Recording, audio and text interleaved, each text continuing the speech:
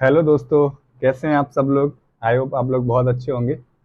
हम लोग थे वो जून का मैगजीन पढ़ रहे थे, जिसमें हम लोगों ने साइंस एंड टेक और एनवायरनमेंट अपने दोनों सब्जेक्ट कवर कर रखे हैं। आज हम लोग आईआर पढ़ने वाले हैं। तो सबसे पहले मैं बता देता हूँ आपको इसमें क्या क्या चीज़ें हम लोग पढ़ेंगे। तो हम लोग सबसे पहले ना, जो हम लोग एक सिस्टम बना के रखे हैं, आज से मैंने कुछ चीज़ें ऐड की हैं अपनी मैगजीन में डे टू डे में, तो वो मैं आपको पहले बता देता हूँ। सबसे पहले वो हम लोग थोड़ा सा सिलेबस देखेंगे कि क्या है सिलेबस में, ठीक है ना। फिर पीवाईक्यू देखेंगे। फिर हम उसमें थीम्स देखेंगे, कौन से थीम्स इंपॉर्टेंट हैं। फिर हम लोग इंट्रो और कंक्लूजन देखेंगे। इसके बाद सबसे इम्पोर्टेंट चीज़ जो हमने इस बार ऐड की है, हम लोग ना इस बार क्वेश्चंस कितने टाइप से बनते हैं वो देखेंगे। उसके साथ साथ वो क्वेश्चंस को लिखते कैसे हैं, मतलब उसका होता है स्ट्रक्चर, वो स्ट्रक्चर भी सीखेंगे। स्ट्रक्चर पूरा कंप्लीट ही बना के देखेंगे और उसमें क्या क्या माल भर सकते हैं, क्या क्या चीज़ें ऐड कर सकते हैं, मतलब सब कुछ रेडीमेड करने की कोशिश करेंगे। मतलब कैसे लिखेंगे आंसर को, वो ऐसा थोड़ा बहुत थिंकिंग डेवलप करेंगे, जिससे कि जब हम लोग ब्रेन स्टॉर्मिंग करें ना, तब इजीली हमारे लिए हो जाए और काम की चीज़ उसमें भर जाए। जैसे हम लोग जानते हैं ना, ऐसा ब्लैक जो फिल ब्लैक होते हैं ना, उसमें बीच में छोड़ दिया जाता है कि अब क्या भरना है। तो वो हम लोग थोड़ा थिंकिंग करते हैं तब हम कुछ भर पाते हैं। तो ऐसे ही हम उस जो ब्लैंक है ना चीज़, उसको फिल करने का कोशिश करेंगे स्ट्रक्चर के थ्रू। ओके, चलो शुरू करते हैं। तो सबसे पहले हम लोग देखते हैं environment, sorry international international relations. तो इसमें क्या है, सबसे पहले हम लोग देखते हैं, इसमें चार पांच टॉपिक हैं। तो पहला टॉपिक है इंडिया एंड इंडियाज नेबर्स। ऐसे समझ लो ना, मेनली ना दो टाइप से इसे डिवाइड किया गया है। एक में बॉडीज रहती हैं या फिर उन्हें ऑर्गेनाइजेशन बोल लो, जितनी भी ऑर्गेनाइजेशंस हैं वो। और दूसरी तरफ कुछ नेशंस रहते हैं। और जो नेशंस रहते हैं ना, वो दो टाइप के होते हैं। पहले अपने नेबर्स, नेबर नेशंस, पड़ोसी, ठीक है ना। दूसरे रहते हैं कुछ इंपॉर्टेंट खास अजीज दोस्त हमारे। जो अजीज दोस्त रहते हैं उनको हम लोग पढ़ेंगे अलग से, और नेबर्स रहते हैं उनको अलग। और कुछ बॉडीज रहती हैं। बॉडीज दो प्रकार की होती हैं, एक रीजनल और एक मल्टीलेटरल, ठीक है ना। कुछ तो अपने आजू बाजू रीजनल होंगी, लोकल की, ठीक है ना, और जो एकदम देसी होंगी। और कुछ मल्टीलेटरल होती हैं जो बाहर गांव से आई होती हैं, या फिर मतलब बहुत सारे देशों ने ज्वाइन कर रखा होता है, जैसे WTO और क्या कहते हैं आपका यूनेस्को, और भी कुछ अदर। तो दो ही टाइप के इंटरनेशनल रिलेशंस में क्वेश्चंस बनते हैं। तो ये मैंने आपको समझा दिया ऐसे। तो चार टॉपिक है और उनको दो पार्ट्स में डिवाइड किया हुआ है। तो उनमें पहला अपना वो नेशंस, अपने पड़ोसी देश, और पड़ोसी देशों के साथ में कैसे हमारे संबंध हैं। तो आपको पता है पड़ोसियों के साथ अच्छे संबंध नहीं होते हैं, और कुछ के साथ बहुत अच्छे होते हैं। Effect of policy and politics development and developing country of India, मतलब इंडिया के जो, इंडिया का इंटरेस्ट है ना जो भी नेशंस के साथ में उनका, और उसके साथ साथ अपने डायस्पोरा, जो डायस्पोरा है उस पर। तो डायस्पोरा एक थीम है और वो हम लोग आगे देखेंगे, उसको अच्छे से याद रखना है। देखोगे ना डायस्पोरा और जो अपने इंटरेस्ट है इंडिया का और आजू बाजू के कंट्री के साथ, तो अच्छा है। हमेशा क्वेश्चन आते हैं, देखो 15 का, 20, 25, 40, मतलब हर साल क्वेश्चन आपको देखने के लिए मिलते हैं सेकंड प्लस से। इम्पोर्टेंट इंटरनेशनल इंस्टीट्यूट, ठीक है ना, जो हमने अभी बॉडी की बात की थी, और उनके स्ट्रक्चर, मैंडेट, रोल, फंक्शन, इन सब के बारे में बातचीत की जाती है इसमें। Bilateral relations, globally grouping agreement, फिर ये अपना दूर देश के जो अपने दोस्त हैं, मतलब अजीज अपने फ्रेंड्स हैं, उन लोगों के बारे में कुछ बातचीत करनी है। तो ये देखोगे ना, तो इनमें भी हमेशा एक क्वेश्चन निकलता ही निकलता है। देखो यहाँ 25 है ना, तो दो क्वेश्चन आए थे, एक 10 नंबर का, एक 15 नंबर का। इसमें एक 15 नंबर का है, एक 10 और 15 नंबर का आया था। तो मोस्टली क्या है ना, जो 10 नंबर के आते हैं उसमें इजी कोई बात पूछ लेगा, या कोई ऑर्गेनाइजेशन पूछा होगा तो उसका रोल वॉल पूछ के और फंक्शन पूछ के खत्म कर देगा। लेकिन जो भी 15 मार्क्स से क्वेश्चन आते हैं अपने तीनों के तीनों पेपर में, इवन आप देखोगे पेपर फर्स्ट सेकंड थर्ड, उनमें ना तीन सेक्शंस रहते हैं हमेशा, और एक सेक्शन रहता है चैलेंजेस का।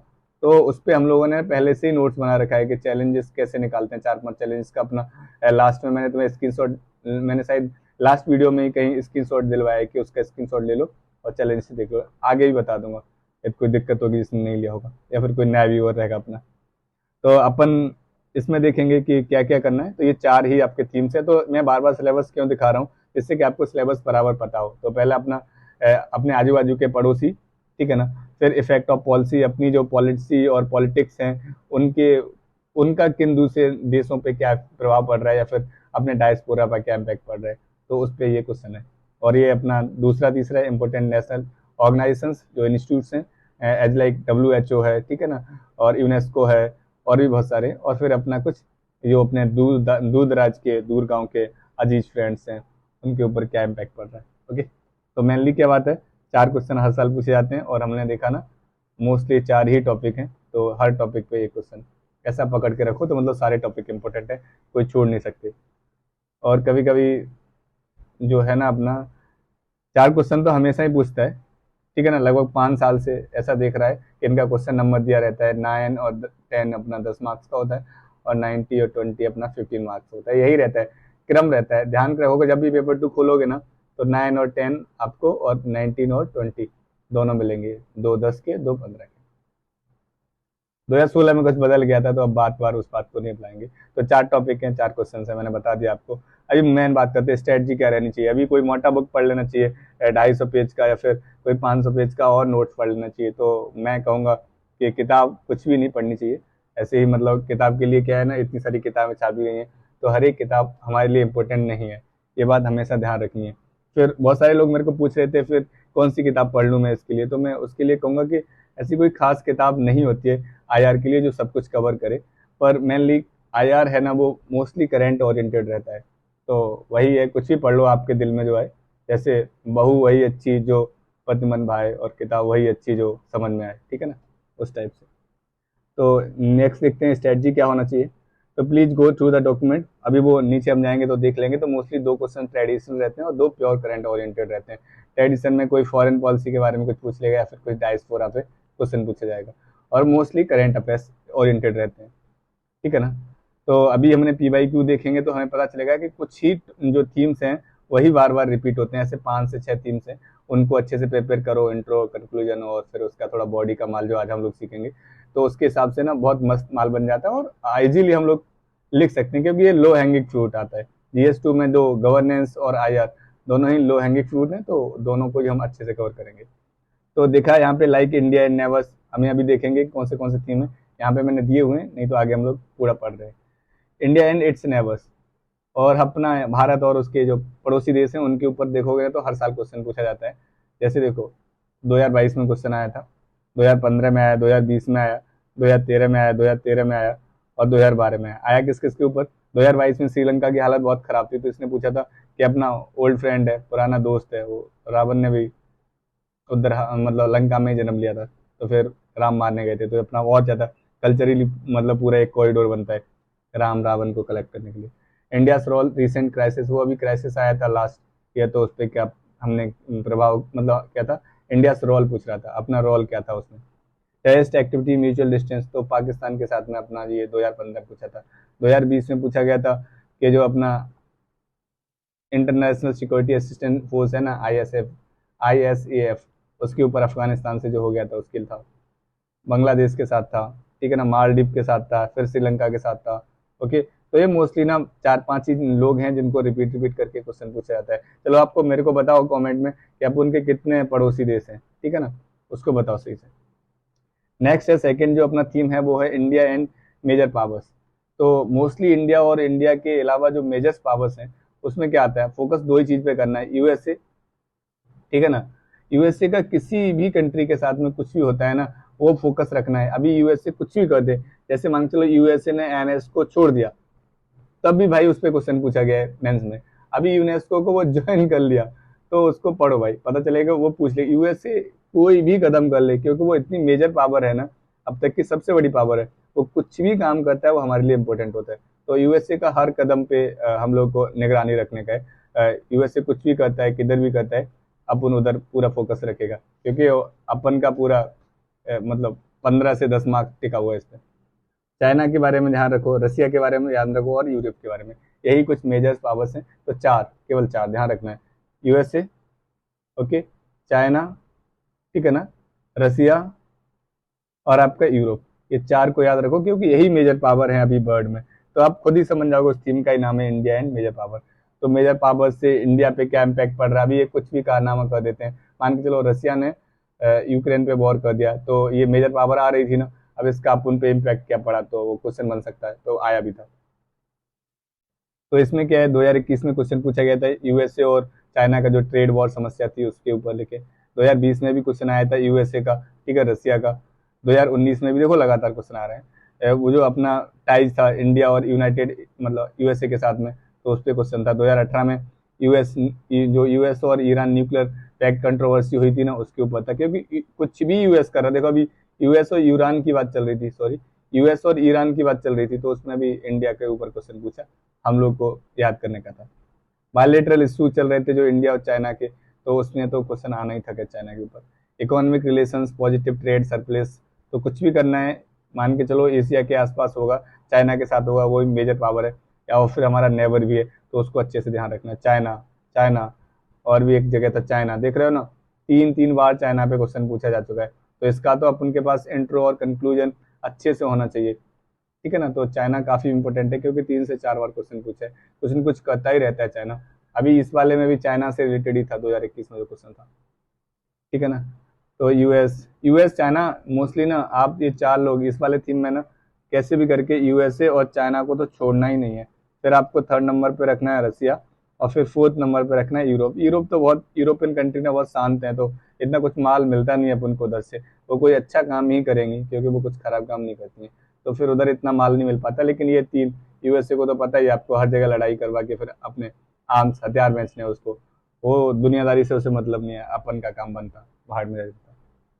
रीजनल ग्रुपिंग, ठीक है ना, अभी मैंने बोला था ना 2 टाइप से, एक ग्रुपिंग और एक नेशंस। तो नेशंस हमने देख लिए, अपने पड़ोसी भी देख लिए, और अपने अजीज मित्र जो बड़ी पावर्स हैं, बहुत ताकतवर हैं, और अपने मतलब अपने गांव के बेताज बादशाह हैं, उस टाइप के लोग, ठीक है ना।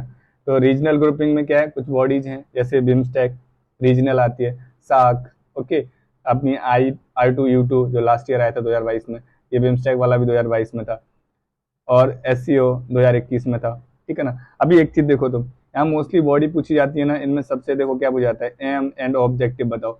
मोस्टली जितनी भी बॉडी रहती है ना, अभी देखो parallel organization, what the foreign policy objectives, mostly time पे ना एम और ऑब्जेक्टिव बॉडीज के ऊपर पूछे जाते हैं। जब भी कोई क्वेश्चन आता है ना, तो उसका एम या ऑब्जेक्टिव ही पूछता है हमेशा, तो ध्यान रखना है इन बॉडियों का एम, और या एम या ऑब्जेक्टिव, रोल, फंक्शन, कोई भी सिनोनियम दे देगा इसको। मान लो रोल पूछ ले, या एम पूछ ले, या ऑब्जेक्टिव पूछ ले, या फंक्शन पूछ ले, उन सबका मीन्स एक ही है, तो वही पॉइंट लिखने होते हैं।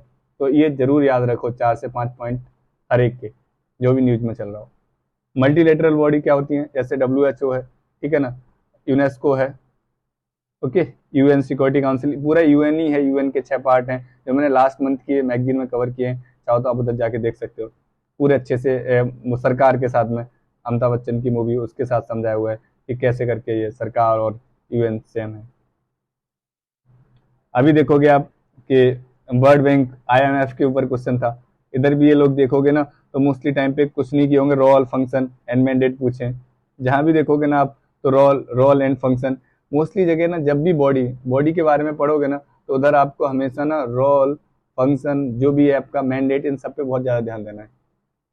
तो हम लोगों ने देख लिया। अभी देखो और भी बॉडी है, जैसे WTO को मैंने अलग बना दिया थीम, क्योंकि इसके बहुत क्वेश्चन आते हैं। ये भी माइंड द इंटरेस्ट, क्या इंटरेस्ट है इसका, इसकी समस्याएं, और या फिर कुछ और पूछ लेगा, चैलेंजेस क्या है इनका, रिफॉर्म बताओ, ठीक है ना। Indian foreign policy next theme है। तो इंडियन फॉरेन पॉलिसी में क्या है कि इंडिया की फॉरेन पॉलिसी जो है ना, उसमें 4 से 5 ही मेन पॉइंट है, ठीक है ना, 4 पॉइंट मेन है। तो उन 4 पॉइंट्स को याद रख लो जब भी फॉरेन पॉलिसी लिखनी हो। और वो डायरेक्ट फॉरेन पॉलिसी नहीं पूछेगा, किसी न किसी के ऊपर पूछेगा, जैसे इसमें पूछे इंडिया ईस्ट, ठीक है ना, कभी बेस्ट पूछेगा, तो उधर के नेशंस के साथ जोड़ के 5-6 पॉइंट बना सकते हो। 10 मार्क्स का क्वेश्चन है, तो आपको 10 से 12 पॉइंट लिखने हैं, तो 4-5 पॉइंट उधर से मिल गए, 4-5 पॉइंट उधर से, फिर बस हो गए 8-10। गुजरात डॉक्ट्राइन पे आपको string of pearls, India stake South China Sea, ये है। नेक्स्ट है इंडिया एनर्जी। एनर्जी के बारे में देखोगे तो वेस्टर्न एशियन कंट्री हैं जितने भी, सेंट्रल एशियन कंट्री भी हैं, कुछ वेस्टर्न एशियन कंट्री है, उनके पास ही सब तेल के कुएं हैं, और फिर वो तेल की नदियां बह रही हैं वहाँ पे, तो उनके पास तेल लेना है, तो हम लोग को उनके साथ बना के रखना पड़ेगा।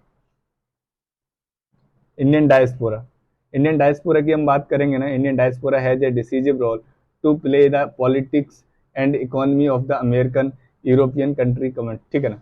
तो इधर आप देखोगे ना, तो आपका जो इंडियन डायस्पोरा है ना, इस पे 3 क्वेश्चन आ रखे हैं अब तक, 2012 में, 2017 में, 2020 में। तो रेगुलर तो नहीं आ रहा, लेकिन फिर भी अपन के पास माल बराबर होना चाहिए, कि अभी हमें पता होना चाहिए कि USA में अपन का डायस्पोरा सबसे ज्यादा है। अभी मैक्सिको के लोगों को निकाल दिया जाए ना, तो 2nd नंबर पे आता है इंडिया, जिसके सबसे ज्यादा लोग उसमें USA में घुसते हैं, मतलब जॉब करते हैं या फिर कैसे भी उसमें रहते हैं। तो मैक्सिको के बाद में, ओके, इंडिया 2nd नंबर पे आता है। तो डायस्पोरा का अपने का क्या रोल है, सॉफ्ट पावर में हम कैसे यूज कर सकते हैं, तो उस पर भी 3-4 पॉइंट आपको लिख के रखने हैं कि सॉफ्ट पावर की तरह हम डायस्पोरा को यूज कर सकते हैं। रेमिटेंस बहुत भर के देता है, हम लोग मतलब इंडिया का बहुत सारा रिजर्व होता है रेमिटेंस के टाइम पे, क्योंकि इंडिया सबसे ज़्यादा रेमिटेंस को रिसीव करता है। इंडिया अफ्रीका वो अपना अजीज मित्र है, तो उसके ऊपर थोड़ा बहुत 2 क्वेश्चन पूछा गया है 15 और 21 में। तो कुछ ज़्यादा नहीं पूछेगा, वही पूछेगा किन बातों पे हम लोग इनसे कनेक्शन बना रहे हैं, तो आज हम लोग ट्रिक के साथ सीखने वाले हैं। इंडिया जापान उनके रिलेशंस में क्या समस्या है और किन पे हम लोग को और ज़्यादा से काम करना चाहिए, तो हम सीखने वाले हैं आज। इंडिया एंड अदर्स, तो वो इजराइल के बारे में और सेंट्रल एशिया के बारे में, और आपको मतलब जो आस्कंद है ना एग्रीमेंट, उसके बारे में बातचीत की गई है। तो सेंट्रल एशिया की सॉरी सेंट्रल एशिया की बातचीत कर रहे हैं वो लोग। आज सेंट्रल एशिया पे अपना एक है भी एडिटोरियल, तो उस पर बातचीत करेंगे, ठीक है ना। तो ये सब सारे थीम्स थे, तो आप लोग एक बार अच्छे से इन थीम्स को देखते रहें। मैं हर वीडियो में लेके आऊँगा जिससे कि आपको ये सब चीज़ें याद हो जाएं कि एक्चुअल में आता क्या है। तो ये सब थीम्स से हम लोग PYQ से सीखे क्या हैं, तो वही हम लोग सीखें कि जो हमने थीम्स बना के रखे हैं ना, उन पे ना आपके पास इंट्रो और कंक्लूजन होना चाहिए पहले से रेडी, और कुछ टेम्पलेट्स ऐसे रेडी रहने चाहिए जिनमें भर के हम लोग जल्दी से आंसर लिखते हैं। 7 मिनट में हमें 10 मार्क्स लिखना है, 11 मिनट में 15 मार्क्स वाला लिखना है, तो 7 मिनट में हमारे पास ना 10 ऐसे पॉइंट मिल जाए, इजीली लिखते हैं जिनमें सोचने की जरूरत ना हो। और ये जो आपका 11 मिनट है उसमें हमारे पास 12 से 15 पॉइंट ऐसे कुछ मिल जाए जो हम इजीली लिखते हैं, ज़्यादा सोचेंगे।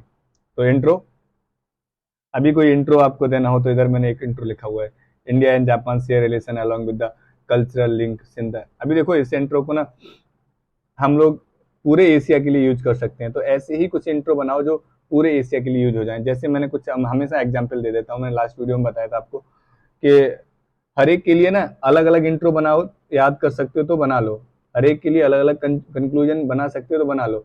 या तो मैं लगता है कि तुम एक से ही हर जगह यूज कर सकते हो, क्योंकि एक नेशन का कोई एक ही क्वेश्चन आएगा ना, और अब मान के चलो 2 अपने पास इंट्रो होने चाहिए क्योंकि 4 क्वेश्चन आ जाए, तो हर एक बार वही इंट्रो तुम कॉपी करोगे तो फिर उससे मजा नहीं आएगा, तो अलग अलग होने चाहिए। तो क्या ना कुछ जगह यूज कर सकते हो आप इसे। जैसे ये इंट्रो कैसे यूज कर सकते हो, India and Japan share relation along with the cultural link since ancient time. अभी ने जापान को हटा के कोई भी नेशन लगा दो, India and Nepal, India and Bhutan, India and Sri Lanka relations किसके कल्चरल लिंक हमारे सालों से हैं, ठीक है ना। अभी देखो the act east policy India must enhance the maximum to world relationship making global strategic partner for the. अभी देखो की 3-4 कीवर्ड हैं इसके। सबसे पहला कीवर्ड क्या है, एनहेंस टू मैक्सिमाइज क्या है, build relationship, making global and strategic partnership, ठीक है ना। अब ये बना क्यों रहे हैं, फॉरेन एशियन पिवोटल वर्ड बनाने के लिए। तो 3 आपको कीवर्ड पता होने चाहिए कि हमें रिलेशनशिप बिल्ड करने हैं, ओके। सेकंड हमें क्या करना है, ग्लोबल एंड स्ट्रेटेजिक पार्टनर बनाने हैं, और वो भी किस लिए, क्योंकि एशिया को हम लोग बहुत पाइप्टेड मतलब वर्ड में काउंट कर सकें। तो आप इधर क्या कर सकते हो, जापान हटा के ना कोई भी ईस्ट का कंट्री लगा दो, कुछ नहीं चेंज करना है। जैसे ही वेस्ट का कोई कंट्री लगाओगे, वेस्ट एशिया का, तो इसे हटा के ना जहाँ एक्ट ईस्ट पॉलिसी लिखा है ना, वहाँ लिख दो एक्ट वेस्ट पॉलिसी, बस खेल खत्म। तो ये मैंने लिखा हुआ है एक्ट ईस्ट की जगह, और ये इंट्रो पूरे एशिया के लिए यूज कर सकते हो। और 3 कीवर्ड मैं कैसे याद करके रखता हूँ, मेरे को पूरा माल नहीं याद है, ये तो इतना तो इंग्लिश आता है ना, तो हम बना सकते हैं। तो केवल क्या रखना है, इतना याद रखना है कि हमें 3 कीवर्ड मिलने चाहिए। हम कैसे भी इनहेंस करना चाहते हैं, enhance the maximizing building relationship making global strategic partnership, और जिससे हमारा एशिया बनेगा महान। ये मैंने डायस्पोरा पे डेफिनेशन दिया हुआ है, कंक्लूजन दिया हुआ है, आप पोज करके इन्हें पढ़ लें। और ये पूरे मैंने UAE पे, रसिया पे, सब पे इंट्रोडक्शन कंक्लूजन बना के रखे हुए हैं, तो आप इन जाके पढ़ सकते हैं। अब हम जल्दी से देखते हैं कि एक क्वेश्चन कितने टाइप के आते हैं अपने IR में, उनका स्ट्रक्चर क्या रहता है। तो सबसे पहले हम देखेंगे टाइप्स ऑफ क्वेश्चन, फिर उनका देखेंगे हम स्ट्रक्चर, फिर स्ट्रक्चर में क्या क्या लिख सकते हैं वो माल। तो अब तक हमने क्या कवर कर लिया वो जल्दी से रिकैप कर लेते हैं। तो हमने सबसे पहले देखा है सिलेबस, ठीक है ना। फिर उसके हमने देखा मार्क्स क्या कितने आ रहे हैं, फिर हमने देखे PYQ, फिर हमने देखे PYQ में थीम्स, फिर हमने देखे इंट्रो, फिर हमने देखे कंक्लूजन। तो ये अपना सारा माल कवर हो गया। अब सीधे आंसर पे कूदते हैं और अपन देखेंगे कि आंसर का स्ट्रक्चर कैसे बनता है और कैसे क्या कर सकते हैं। स्ट्रक्चर ऑफ आंसर्स, तो जो स्ट्रक्चर रहता है मोस्टली क्वेश्चंस के, तो अपने IR में ना 2 टाइप के क्वेश्चंस आते हैं, मैंने पहले ही बताया था।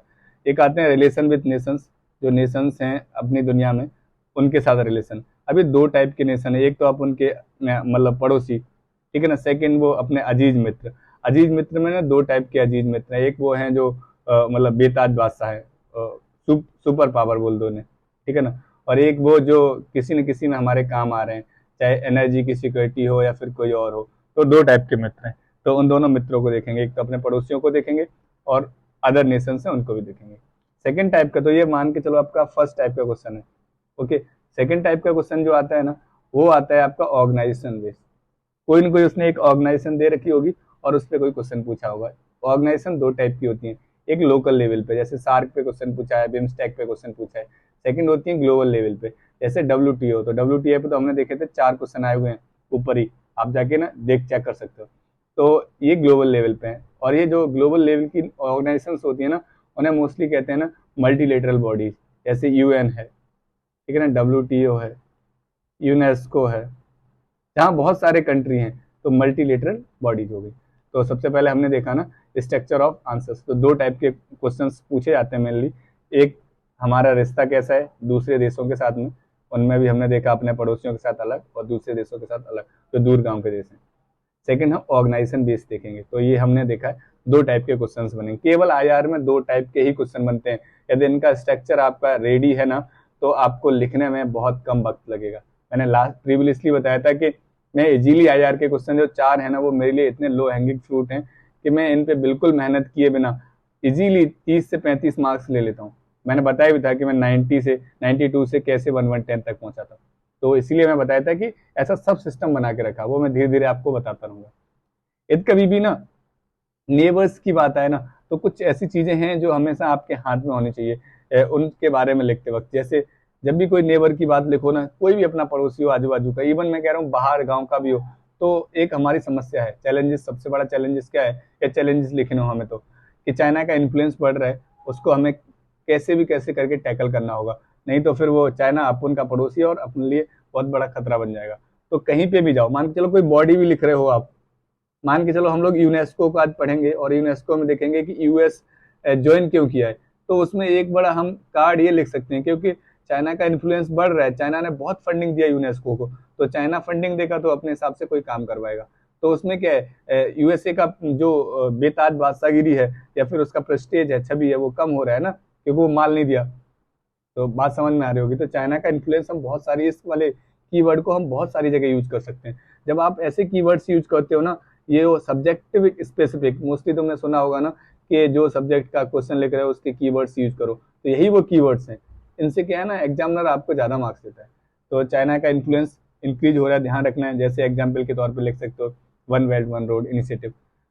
नेक्स्ट लिख सकते हो वाटर डिस्प्यूट्स बहुत चलते हैं हमारे, इंडस वाटर ट्रेटी, इस पे तो एक क्वेश्चन भी स्पेसिफिक पूछ रखे हैं। नेपाल के साथ बहुत सारे हमारे रिवर डिस्प्यूट है, तो ये हमारे नेबर्स के साथ हमें ये चैलेंजेस लिखने हैं। जब भी वो पूछे कि चैलेंजेस या डिस्प्यूट बताओ नेबर्स के साथ, तो ये 3-4 हमेशा याद रखने हैं। बाकी तो अपना चैलेंजेस वाला टेम्पलेट बना हुआ रेडी रखा है, जो मैंने लास्ट दिया था, और स्क्रीनशॉट आपने लेके रखा होगा, मे बी आप उसको बार बार देखते रहो, याद हो जाएगा। 4 से 5 महीने हम पढ़ेंगे ना, तो ऐसे आंसर लिखने सीख जाएंगे कि आप कहोगे इतना तो कोई कोर्स खरीदते आप वहाँ पे भी नहीं सीख पाते।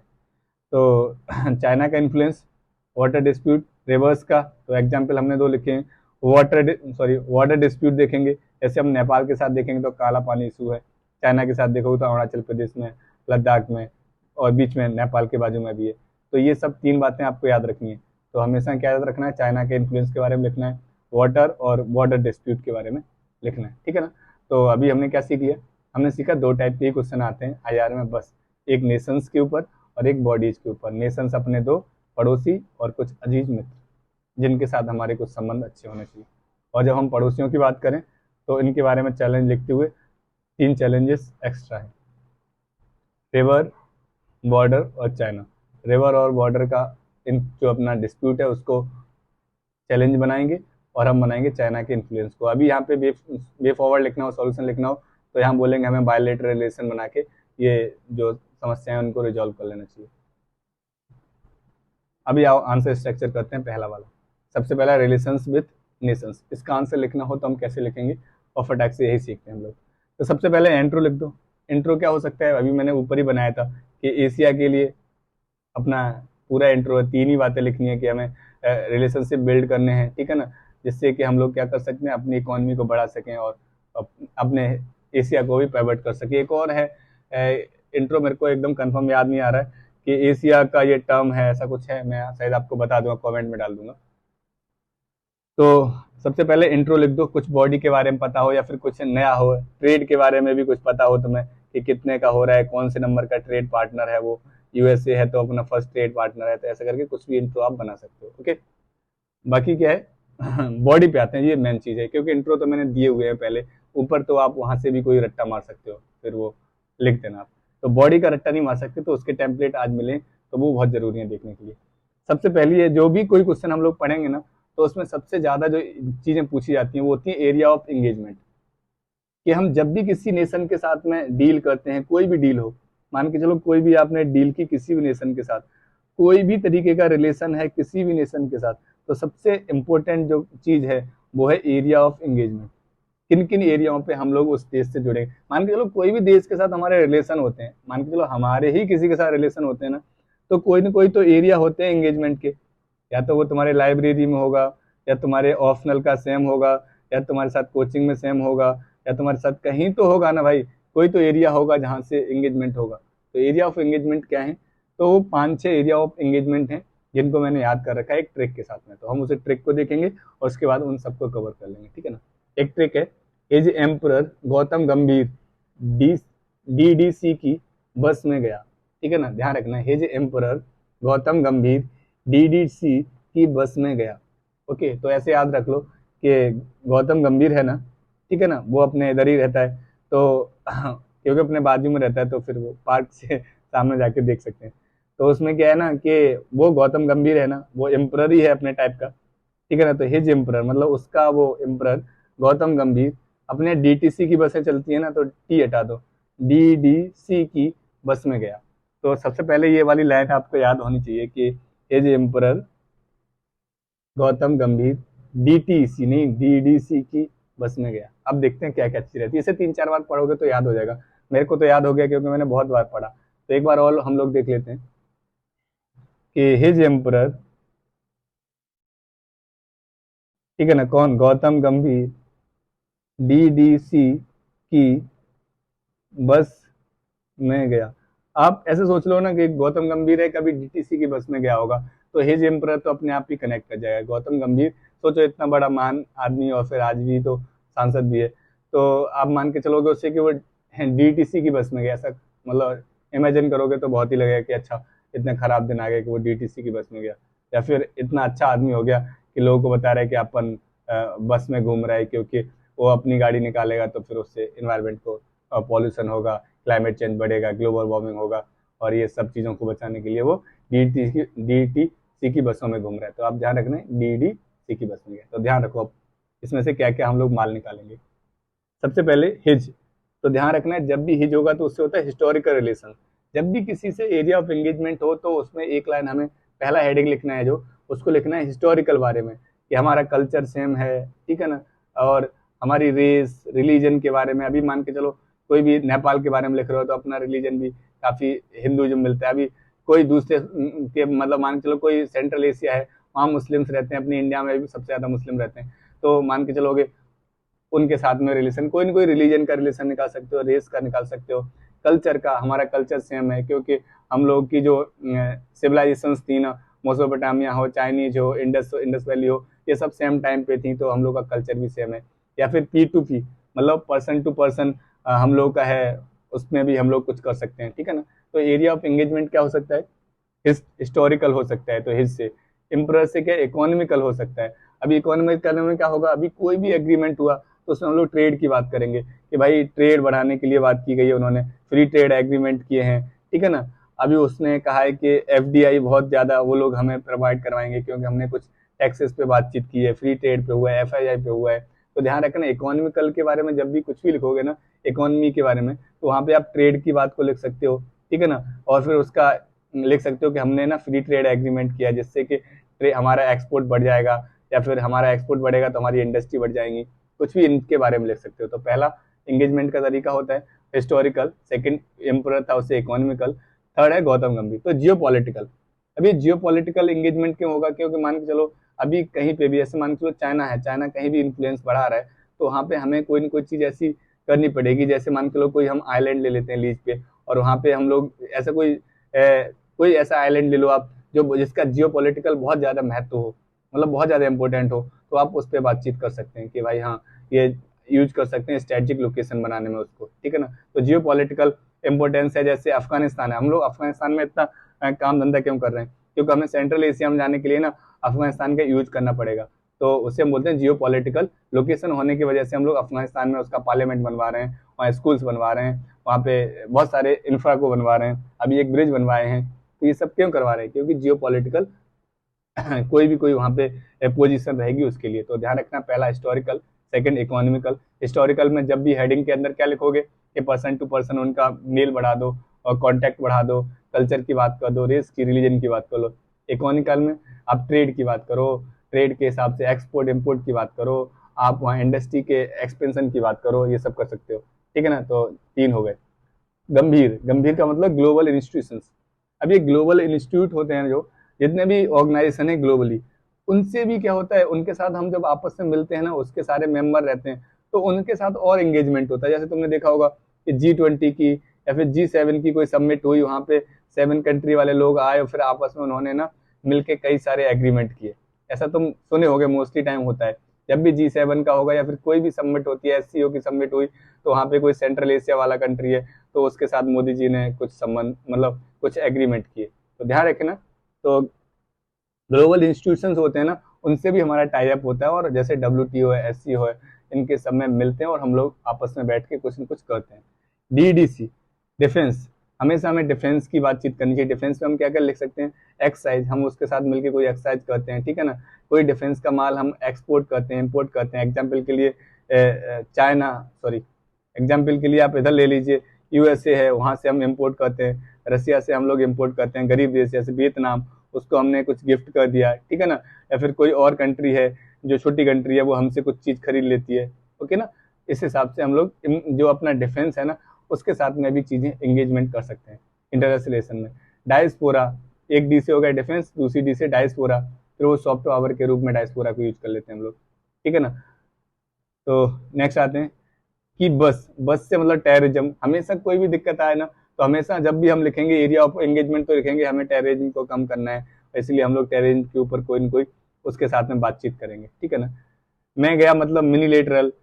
एनर्जी, एनर्जी का मतलब जब भी सेंट्रल एशिया वेस्टर्न एशिया की बात होगी, तो हम लोग बात करेंगे क्रूड ऑयल की, सोलर एनर्जी और फिर और भी चीज़। तो क्रूड ऑयल तो मेन इंपॉर्टेंट चीज़ है, एनर्जी की हमेशा हम बातचीत करते हैं।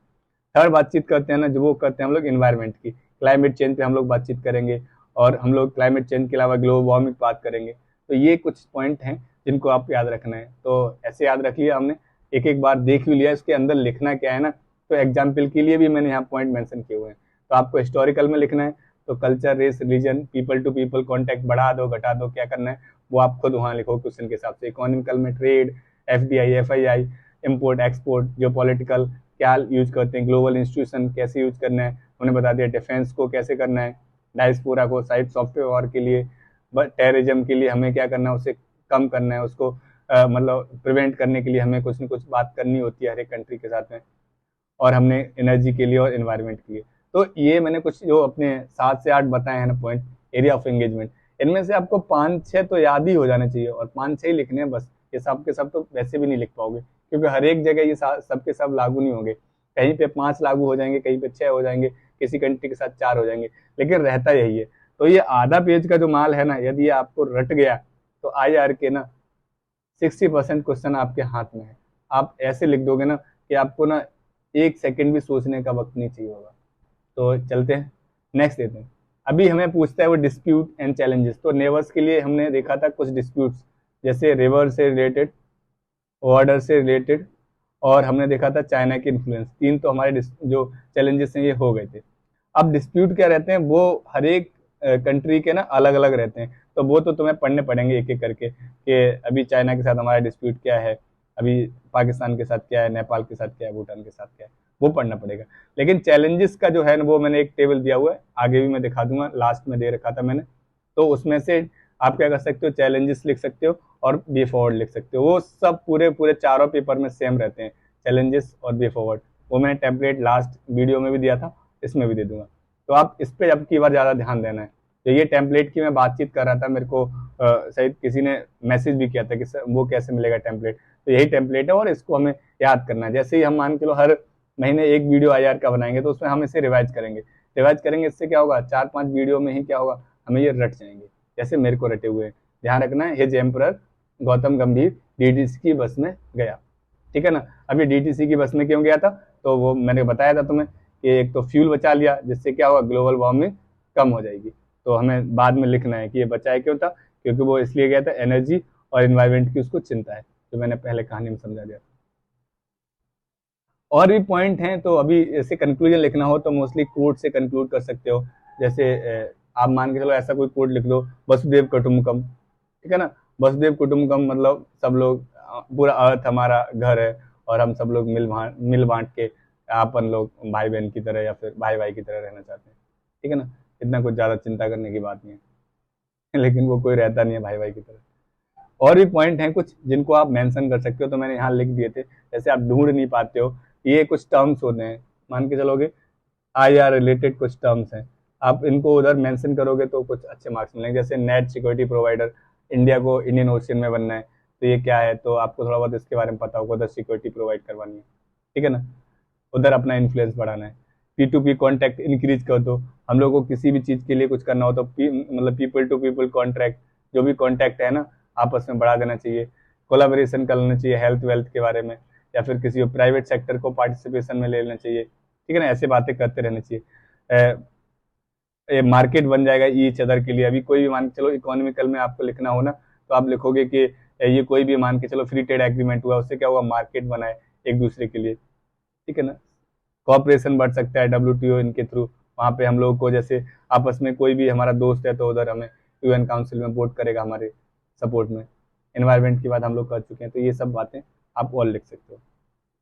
इकोनॉमी के बारे में मैंने वैसे बता दिए सारे, लेकिन नहीं पता हो तो आप ये लिख सकते हो, ट्रेड के, मार्केट का असेस होगा, एनर्जी की बात होगी, ठीक है ना। अभी बात की थी मैंने सॉफ्ट पावर की, तो सॉफ्ट पावर पे कभी कोई क्वेश्चन आया है, मैंने शायद कोई टेस्ट सीरीज में लिखा होगा, तो मेरे को लगा था कि सॉफ्ट पावर के ऊपर भी हमारे पास कुछ पॉइंट्स होने चाहिए, जिससे कि कभी सॉफ्ट पावर पे ही पर्टिकुलर कोई क्वेश्चन आ जाए तो हम लोग उस पर लिख लें। तो मैंने ये लिख दिए हैं, जैसे योगा एक सॉफ्ट पावर है, बॉलीवुड एक सॉफ्ट पावर है, म्यूजिक, मिडाइवल, सॉरी, जो अपना टूरिज्म है ना उसकी बातचीत कर लो, तो ये टूरिज्म में भी क्या है ना एक मस्त सॉफ्ट पावर है। लोग हमारे पास आएंगे, हमारी चीज़ें देखेंगे, ठीक है ना, ताज देखेंगे आके या फिर कुछ और देखेंगे, तो उनसे भी काफ़ी है। ट्राइबल हेरिटेज भी एक अच्छा सा सॉफ्ट पावर है, लोग ट्राइबल्स के साथ में मिलने आते हैं। जैसे जारवा है, देखा होगा आपने, लोग उधर मिलते हैं, लेकिन वो गलत है, ठीक है ना, उनके हम कल्चर को खराब कर रहे हैं। वर्ल्ड हेरिटेज साइट पे ताजमहल वाजमहल पे मिलने आते हैं। वैक्सीन डिप्लोमेसी ड्यूरिंग कोविड, ये भी एक सॉफ्ट पावर था। सॉफ्ट लोन्स, अभी मैन 65 में भी ये मेंशन है। जैसे हमने नेपाल को दिया सॉफ्ट लोन, सॉफ्ट लोन का मतलब होता है लो इंटरेस्ट पे ज़्यादा दिन के लिए देते हैं ना। क्रिएट इंफ्रा, अफगानिस्तान में जैसे हमने पार्लियामेंट बना दिया, ये सब पॉइंट आते हैं सॉफ्ट पावर के। तो अभी कहीं हो तो इसमें से 5-6 पॉइंट तो याद ही रहने चाहिए। मेरे को याद है तो मैं कैसे याद करता हूँ, तुम भी याद कर लो। वो अपना बॉलीवुड, तो फिर बॉलीवुड से मैं उधर योगा, जानती होगे योगा के लिए कोई ना कोई तो फेमस ही होगा आपके बॉलीवुड में, तो उसको आप याद कर सकते हो, ठीक है ना। तो म्यूजिक के बारे में, बहुत सारा म्यूजिक है जो लोग सुनते हैं। जैसे मान के चलोगे ना सेंट्रल एशिया है, उधर लोग हिंदी में, दुबई, सऊदी, इधर हिंदी लोग जानते हैं और थोड़ा बहुत हिंदी में सुनना पसंद करते हैं, और टूरिज्म के लिए तो लोग आते हैं। तो ये अपना याद रखना, कुछ इसके एग्जाम्पल मैंने दिए हुए हैं, कुछ के आप लोग ऐड कर लेना, ठीक है ना। तो अब तक हमने क्या देखिए, एक बार जल्दी से रिकैप करते हैं और बढ़ जाते हैं खत्म। दो टाइप के क्वेश्चन होते हैं, एक रिलेशन बेस्ड और एक बॉडी बेस्ड। हमने रिलेशन बेस्ड क्वेश्चन लिखना शुरू किया, बॉडी बेस्ड नहीं लिखना हुआ। तो सबसे पहले हमने इंट्रो लिख देना जो ऊपर लिखे हुए थे, एरिया ऑफ एंगेजमेंट क्या हो सकते हैं, ये सब हैं। अब इन सबको ही हम कैसे कैसे यूज कर सकते हैं। कभी हम इन्हें मान के चलो, इनको ना हमें किसी ने पूछा कि सॉल्यूशन बताओ, इंडिया का किसी के साथ में रिलेशन सुधारना है, सॉल्यूशन बताओ, यही सॉल्यूशन है। हम लोगों को ना पीपल टू पीपल कॉन्टैक्ट को बढ़ा देना चाहिए, ठीक है ना। हमारा ट्रेड बढ़ा देना चाहिए, क्योंकि हमें फ्री ट्रेड एग्रीमेंट करना चाहिए, ठीक है ना। और क्या लिख सकते हैं हम लोग, हम लिख सकते हैं कि कोई भी ऐसा इंस्टीट्यूट है या ऑर्गेनाइजेशन है, उसमें उसके साथ अच्छे से बात करनी चाहिए, डिफेंस के रिलेशन बढ़ा देना चाहिए, टूरिज्म की बात करनी चाहिए, और उन लोगों को जो वीजा का दिक्कत है वो खत्म कर देना चाहिए, सिंगल विंडो कर देना चाहिए, जो भी है ना, ठीक है ना। एनवायरमेंट रिलेटेड उसके साथ में ले जाना चाहिए। यहीं से सारे सॉल्यूशन बन जाते हैं इस ही टेम्पलेट से। कैसे बनेंगे वो धीरे धीरे मैं सिखा दूंगा, पहले इन सबको याद कर लो, वो ज़्यादा जरूरी है। तो हमने देखा और ये पॉइंट क्या क्या हो सकते हैं, हमने देखा था सॉफ्ट पावर क्या है, अब थोड़ा बहुत बी फॉरवर्ड लिखना हो तो बी फॉरवर्ड के लिए भी मैंने इधर एक पॉइंट दे रखे हैं। जैसे बी फॉरवर्ड में लिखना हो तो आप बता सकते हो सॉफ्ट पावर के थ्रू हम लोग कोई भी काम कर सकते हैं, कोऑपरेशन कर सकते हैं डेवलपमेंट में, R&D में, एजुकेशन में, ठीक है ना। ट्रेड इन्वेस्टमेंट बढ़ा सकते हैं, कनेक्टिविटी ला सकते हैं, इनके जैसे कनेक्टिविटी के लिए पोर्ट्स, रोड, पाइपलाइंस ये सब बना सकते हैं। मेंटेनेंस, पीस को मेंटेन कर सकते हैं। कैसे होगा तो इसमें क्या होगा, हम लोग फूड, एनर्जी ये सब माल भिजवाते हैं उस कंट्री को, ठीक है ना। तो ये चैलेंजेस और सॉल्यूशन जो मैं हमेशा सिखाता रहता हूँ उसका ये टेम्पलेट है। जो लोग नए हैं इस बार तो वो लोग इसको स्क्रीनशॉट ले लो। यही चैलेंजेस रहते हैं हमेशा। लैक ऑफ फंड, अपन के पास माल नहीं है। कॉपरेशन कहाँ करना है, रीजन जो अपना रीजनली करना है, ग्लोबली करना है। Lack of infra, proper policy implementation, funds, transparency, accountability, ये अपना एक बार देख लो। क्लाइमेट चेंज रिलेटेड चैलेंजेस हैं कि चैलेंजेस क्लाइमेट चेंज से, ग्लोबल वार्मिंग से, ठीक है ना, ह्यूमन की डिसीज से, ठीक है ना। अब हमारा सेकंड टाइप के क्वेश्चन हैं, उन पे जल्दी से बातचीत शुरू करते हैं। Multilateral bodies. अभी मल्टीलेटरल बॉडीज जो हैं और या फिर रीजनल बॉडी हैं, उन पे आंसर्स कैसे लिखते हैं। अभी तक तो हमने केवल अपने दोस्त, अजीज, फ्रेंड्स या फिर नेशंस के बारे में आंसर लिखना सीखा था। अभी मल्टीलेटरल बॉडीज के बारे में यदि आंसर लिखना हमें सीखना हो तो इसमें हम क्या करेंगे, इंट्रो अवार्ड बॉडी, कोई भी बॉडी है उसके बारे में 2 लाइन लिख दो, इंट्रो हो जाती है, ठीक है ना। कोई बॉडी के बारे में लिख दो। मेन चीज जो सीखनी है तुम्हें, वो बॉडी का एम क्या है, ऑब्जेक्टिव क्या है, मिशन क्या है, रोल क्या है, फंक्शन क्या है, मैंडेट क्या है। ये बात आपको हर एक बॉडी से निकालनी है, जो भी न्यूज में हो। मैं तो कहता हूँ सबके ही नोट्स बना लो, ऐसी 15-20 बॉडी होंगी। ऐसा मान के चलो 5 लाइनें लिखनी है आपको हर एक बॉडी में से, केवल 5 लाइन लिखनी है। थोड़ा सा उसके बारे में 1-2 लाइन का, उसका रोल, फंक्शन का एक थोड़ा सा डायग्राम बनाना है, ऐसे करके क्या क्या फंक्शन है उसके, ठीक है ना। ऐसे 4-5 पॉइंट लिखने, बस 4 या 5 पॉइंट से ज़्यादा नहीं लिखने, क्योंकि हम लोग यहाँ मार्क्स चाहिए, हमें पास करने आए, हम लोग यहाँ PhD करने नहीं आए, समझ गए ना। या तुम IFS बन जाओगे ना तो उसके बाद तुम्हें सिखा दिया जाएगा क्या करना है क्या नहीं करना, वहाँ डिप्लोमेटिक सारे रिलेशन सिखा दिए जाएंगे। अभी हमें कैसे भी करके ना हमें मार्क्स स्कोर करने हैं, तो यहाँ पे ना हमें मतलब नींद नहीं खोनी है एक ही सब्जेक्ट को पढ़ने के लिए, फिर वो सब नींद चैन खो के फिर पूरी रात यही पढ़ने बैठ जाओ, ऐसा नहीं करने का है, ठीक है ना। तो ये आपको बना के रखना है सबसे। फिर challenges, area of not work good, तो वो सेम है जो हम लोग अभी चैलेंजेस देखे ना, यही सब सेम इधर लिख दोगे, थोड़ा बहुत घुमा के, 1-2 स्पेसिफिक, बाकी उधर कॉमन वाले। Reform, suggestion, solution, way forward, same है ऊपर वाले। और फिर कंक्लूजन। अब हर एक बॉडी के लिए ना जो रिफॉर्म करने होते हैं उसमें कुछ ज़्यादा चीज़ें नहीं होती हैं। 2 से 3 रिफॉर्म तो आपको वही मिल जाएंगे जो अपने पीछे टेम्पलेट में, और 2 या 3 रिफॉर्म आपको उस बॉडी के बारे में थोड़ा बहुत जान के पता चल जाएंगे जब पढ़ोगे तब। तो मुझे लगता है कि 3 रिफॉर्म लिख दो आप, या 4 लिख दो, इनफ है। 3-4 पॉइंट हो गए, इसमें 3 अपने कॉमन वाले, एक कोई स्पेसिफिक सबसे पहले लिख दो, फिर कॉमन वाले लिख दो। ऐसे ही चैलेंजेस, तो चैलेंजेस में क्या है ना, कोई एक स्पेसिफिक चैलेंज उस बॉडी से लिख दो, फिर अपने 3 कॉमन वाले लिख दो, बस खत्म। कंक्लूड कर दो। कंक्लूजन क्या है, मैंने बताए थे लास्ट वाले में भी, किसी बॉडी को कंक्लूड करना हो ना तो सिंपली क्या है, उसकी तारीफ कर दो। ऐसे करके तारीफ कर सकते हो तुम कि ये बॉडी बहुत अच्छी है, या फिर लिख दो ये बॉडी के पास पोटेंशियल तो बहुत ज़्यादा है। या मान के चलो कोई बॉडी है उसका नाम लिख दो, इट इज़ द मल्टीलेटरल, या फिर ये रीजनल बॉडी है, इसके पास बहुत सारा पोटेंशियल है, बट नीड है कि अभी उसको ना सही से कॉपरेशन करना चाहिए, सही से चीज़ों को इम्प्लीमेंट करना चाहिए, बस खत्म हो गया। जैसे एक ये मैंने लिखा भी है कि आपको न पता हो तो आप इधर से कॉपी मार सकते हो। G7 one of the most important group after the global multilateral institute, WTO, WB, इनके बाद में। और ये काफ़ी बेनिफिशियल है for India fulfilling aspiration like. इनमें से ना आपको ये पूरा नहीं लिखना है, 1 या 2 लाइन निकालनी है काम की, जो मैंने बताया था कि बहुत अच्छी बॉडी है, इसमें बहुत सारा पोटेंशियल है, और इसकी ये काम कर दो तो ये अच्छा हो जाएगा। अब आओ शुरू करते हैं हमारे एडिटोरियल। तो अब तक का जो हमारा ज्ञान था वो सारा ज्ञान क्या था कि कैसे क्वेश्चंस को लिखना है, क्या क्या माल इकट्ठा करना है, वो हमने इकट्ठा करके तुम्हें दे दिया है। अब सारा तुम्हारे हवाले, ठीक है ना, कि आपको क्या करना है, आपको सोना बाबूगिरी करनी है, या फिर आपको इस माल पे थोड़ा सा पढ़ाई करके और रिवाइज करना है। जब नेक्स्ट में IR पढ़ाऊँ जुलाई का, तब तक आपको ये माल रटा होना चाहिए, मे बी आप सीरियस एस्पिरेंट हैं तो। और आप बस सोना बाबूगिरी के लिए हैं तो फिर कोई बात नहीं है, फिर मैं नेक्स्ट टाइम फिर पढ़ा दूंगा, तो फिर आप वीडियो देख लेना, मौज ले लेना, फिर चले जाना। ओके, तो ये आप देख लिए ना, मल्टीलेटरल बॉडीज, रीजनल बॉडीज क्या है, तो इनका आंसर क्या लिखते हैं हम सीखे। अब हम लोग देखते हैं पहला इसका जो आर्टिकल है वो क्या है। तो पहला आर्टिकल जो है इंडिया US रिलेशनशिप पे। अभी क्या है ना, इनके पास कुछ ज़्यादा पेज भरने के लिए कुछ माल नहीं था, फिर इन्होंने क्या किया, 5-6 फैक्टर बना लिए और उन पे 3 आर्टिकल लिख दिए। अभी इंडिया यूएस रिलेशन क्या क्या रिलेशन चल रहा है, नए जो एग्रीमेंट हुए उसके हिसाब से, डिफेंस के हिसाब से क्या है, उस पर बातचीत की है। अभी इनको पास कुछ नहीं मिला तो उन्होंने लिखा है कि डिजिटल जो हमारे टाई अप हो रहे हैं उनके बारे में बताओ क्या दिक्कतें आ रही हैं। तो ऐसे करके इन्होंने 3 आर्टिकल बनाए हुए हैं, जिनमें हमारे पास काम की चीज़ देखी जाएगी ना, तो मुश्किल से 10 लाइन की चीज़ निकलेगी इन तीनों में, बाकी तो सब ठलवाई भरी हुई है। तो हम लोग को इसीलिए तो हम ये 40 मिनट पहले बर्बाद करते हैं कि तुम्हें ये समझ में आ जाए ना कि क्या फालतू की चीज़ है। तो मतलब उस फालतू चीज़ के लिए हमें नींद नहीं खोनी है, उससे अच्छा तो मैं अपने मतलब किसी अजीज मित्र से बात कर लूँ, ठीक है ना। तो वो जो काम की चीज़ है वही निकालना सीखना है, वही हमारा पर्पज़ है कि हमें ये सीख समझ में आना चाहिए कि पढ़ना क्या है, बाकी छोड़ना क्या है, ये हम सीखना है। तो ये ज़्यादा इंपॉर्टेंट है हमारे लिए। अब देखते हैं इंडिया यूएस रिलेशनशिप में क्या है। अभी वो मोदी जी है ना, विजिट किए थे यूएसए को 3 डे, तो उसमें कुछ उन्होंने बातचीत की है, तो क्या बात की है तो नहीं पड़ेगा अपन, क्यों क्योंकि वो 1-2 दिन विजिट किए होंगे, 3 दिन यहाँ गए, 5 दिन वहाँ सोए, तो वो हमारे एग्जाम में आता नहीं है, तो मैं उसे नहीं पढ़ेगा, तो नहीं पढ़ेगा अपन, चाहे कुछ भी कर लो, ठीक है ना।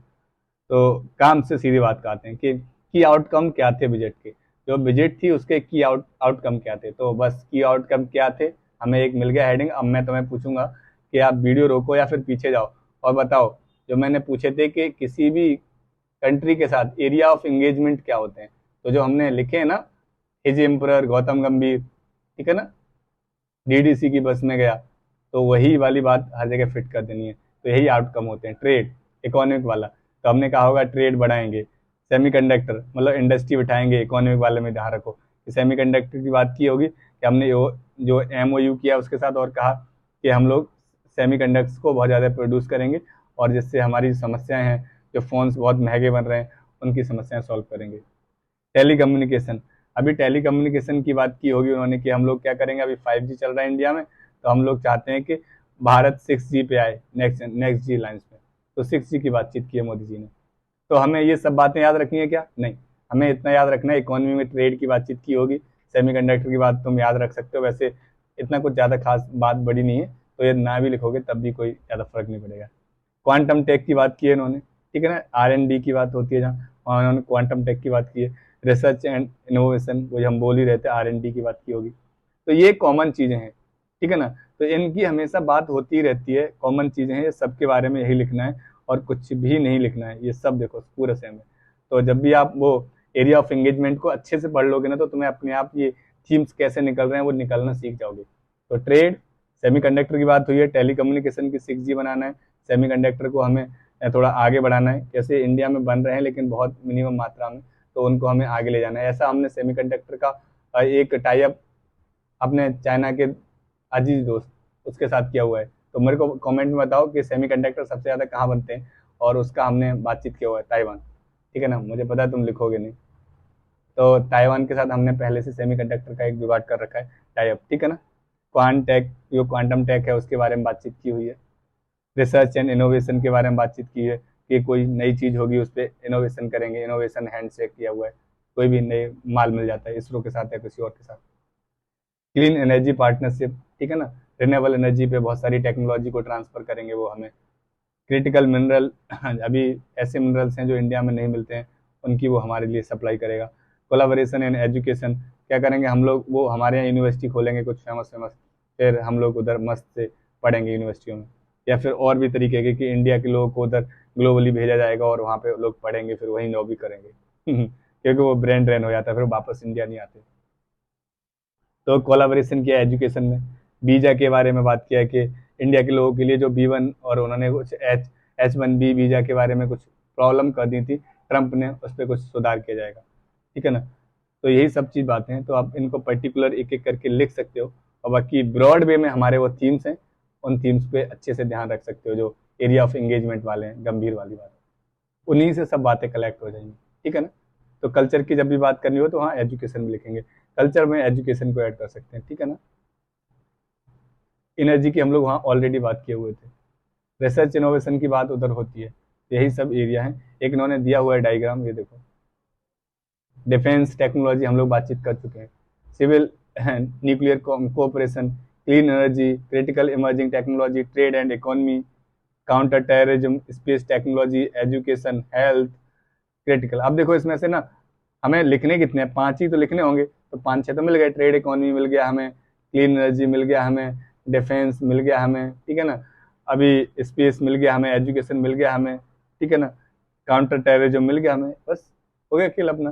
5-6 पॉइंट लिख लेते, तो हमेशा ध्यान रखना है कि वो अपने गौतम गंभीर को भूलने का नहीं है। ओके, तो नेक्स्ट देखते हैं। तो नेक्स्ट है इसका इंडिया यूएस डिफेंस रिलेशन। तो अभी इंडिया यूएस डिफेंस रिलेशन में क्या है वो सब बातें समझते हैं। तो अभी हमने जो पढ़ा है ना वो यूएस के साथ अभी जो मोदी जी गए उन्होंने जो एग्रीमेंट किया है ना उस पर बातचीत पड़ी थी कि क्या क्या आउटकम ऑफ विजिट थे, उसको देख लेते हैं।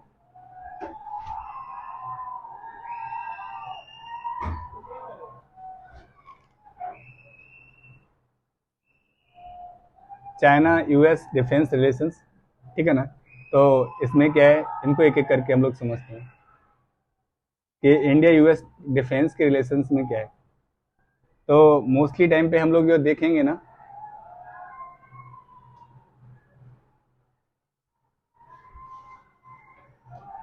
डिफेंस के रिलेशन में कुछ खास बात नहीं होती है। डिफेंस के साथ कोई चीजें की होंगी तो पर्टिकुलर ऐसा क्वेश्चन नहीं पूछते हैं कोई डिफेंस की बातचीत की जाए, ठीक है ना। तो फिर भी हम लोग एक बात देख लेते हैं कि डिफेंस में क्या क्या चीज़ हुई है। डिफेंस में हमेशा जब भी कोई एग्रीमेंट होता है कोई ना कोई चीज़ हम उधर से ले लेते हैं, क्योंकि हमारे पास कुछ ऐसा टेक्नोलॉजी नहीं है कि हम लोग उनको कुछ दे सकें, ठीक है ना।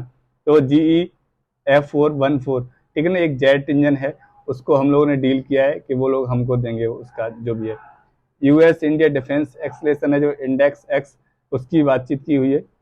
अभी ये 2-3 आइटम हम लोग उधर से लेके आने वाले हैं। डिफेंस के साथ में हमारा रिलेशनशिप हुआ है यूएस के साथ में कि हमें ये भी लेके आना है जो अपना GE414 जेट इंजन जो टर्बो इंजन है, उधर वो लोग 30 साल से यूज कर रहे हैं इसे, ठीक है ना। अभी हम लोग को लेके आना है, मतलब मजाक वाला बात नहीं है। ऐसा मान लो कि 7 या 8 कंट्री है वर्ल्ड में जो इस इंजन को यूज करते हैं, बाकी तो मोस्टली लोगों के पास नहीं है, तो हम लोग के पास में भी नहीं है। तो ये वाला इंजन उधर से हम लोग लेके आएंगे और हम लोग वहाँ से जो US India defence acceleration ecosystem है ना, इंडेक्स एक्स, वो भी उधर से हमें उसका फायदा मिलेगा। तो अभी देखो इसको पर्टिकुलर याद करना है क्या, तो मेरे को लगता है कि नहीं, इन सबको याद नहीं करना है। लेकिन एक ये कीवर्ड मेरे को अच्छा लगा था पीटी के लिए, इसलिए मैंने इसको लाल डिब्बे में बंद कर दिया। अब ये कीवर्ड क्या है ना, तो कीवर्ड के बारे में आपको पता होना चाहिए कि ये GE1414 क्या है। तो अभी पूछ लेगा सम टाइम इन न्यूज, फिर आपको पता चलेगी ये साला क्या है, तो फिर आप उधर देख लेना कि जेट इंजन है। बाकी मेरे को इसमें से कोई चीज़ कहीं भी मेंस में यूज करनी है तो मेरे को लगता है कि ये वाली बात तो हम वैसे ही भूल जाएंगे, क्योंकि जब आप मेंस दोगे ना तो मेरे को पता है कि ये सब जो टुच्ची सी बातें हैं ना, ऐसी छोटी मोटी टटपुजिया बातें, ये कुछ याद नहीं रहती हैं मोस्टली टाइम पे। ये इंजन विंजन का नाम कुछ डेटा याद रखना होता है वो पर्टिकुलर टॉपिक से रिलेटेड, तो वही याद रहता है। तो अभी इसका मेन बात देखते हैं, significance of deal. Significance of क्या होंगे इन सब डील के, जो भी इंडिया की डिफेंस के साथ में डीलें हुई हैं उनके सिग्निफिकेंस क्या क्या हो सकते हैं। तो सिग्निफिकेंस देखने हो तो आप देख सकते हो कि क्या होगा, टेक्नोलॉजी ट्रांसफर होगी, ठीक है ना, बूस्ट होगा इंडियन फ्लीट, मतलब इंडिया में जो भी चीज़ें बनेंगी वहाँ से मैन्युफैक्चर होंगी तो अच्छी अच्छी चीज़ें बनेंगी, तो उसमें बूस्ट मिलेगा। फिर अपने छोटे कंट्री जो हैं बच्चे से अपने आजू बाजू, वो लोग हमसे कहेंगे कि ला भाई दे दे कुछ, तो हमें दे दे। फिर हम लोग जैसे गिफ्ट कर देते हैं कुछ न कुछ, अभी वियतनाम को किया है, ऐसे कुछ कुछ गिफ्ट कर देंगे लोगों को, तो अपन की उधर अंडरवर्ल्ड में काफ़ी इज्जत हो जाएगी, अपन अपन का दबदबा हो जाएगा, फिर लोग थोड़ा सा कहेंगे वाह। फ्यूचर इंडिजिनियस डेवलपमेंट, फिर क्या होगा, सब कुछ हम लोग इंडिजिनियस ही बना सकेंगे, हम लोगों को किसी के सामने हाथ नहीं फैलाना पड़ेगा कि ला टेक्नोलॉजी दे दे रहे बाबा। Understand drone technology, boost local defence industry, reduce the cost. अभी सब अपने यहाँ बनेगा तो कॉस्ट रिड्यूस हो जाएगी, और जो अपना लोकल इंडस्ट्री है अपने गली मोहल्ले खोपचे में जो चीज़ें बनती हैं वो बढ़ जाएंगी। फ्यूचर इंडिजिनियस डेवलपमेंट हो जाएगा, ठीक है ना, टेक्नोलॉजी आएगी तो। ये सब चीज़ें हैं, इनके सिग्निफिकेंस हैं। चैलेंजेस क्या हैं, चैलेंजेस बहुत ही कुछ खास नहीं होते हैं। जो चैलेंजेस हमने अपने टेम्पलेट में देखे उनमें से 2-3 सेट कर दो तुम इजीली। सबसे पहला चैलेंजेस क्या होगा कि यूएस फंडिंग टू पाकिस्तान। अभी यूएस है ना, वो पाकिस्तान को ही फंड देने लग जाता है, फिर वो पाकिस्तान अपन का दुश्मन है, और फिर अपन के मीडिएटर बन के यूएस आएगा तो कुछ अच्छा नहीं उसके फेवर में बोल दे, या फिर अपने फेवर में नहीं बोले, तो वो भी एक चिंता वाली बात है। या फिर कोई ऐसी चीज़ है जो अपन को इसने दे दी हो वही उनको दे दे, तो भी दिक्कत आती है। टेक्नोलॉजी ट्रांसफर में भी एक चिंता वाली बात है, वो लोग हमें ना कोई लेटेस्ट टेक्नोलॉजी देने के लिए राजी नहीं होते हैं। वो कहते हैं कि ठीक है, ये 20 साल से हम यूज कर रहे हैं, तो इसका नया वर्जन हम बना ही लेंगे, तो तुम ये ले जाओ, कबाड़ा डला हुआ हमारे यहाँ पे। India stand in joining alliance. अभी बहुत सारी जगह क्या होता है, एक और चैलेंज है, ऐसे इसमें दिया हुआ है क्या, हाँ दिया हुआ है कि इंडिया टाई विथ रसिया, कि अपना जो मोस्टली जितना भी डिफेंस का आइटम है ना, वो हम लोग सब रसिया से लिए हुए हैं।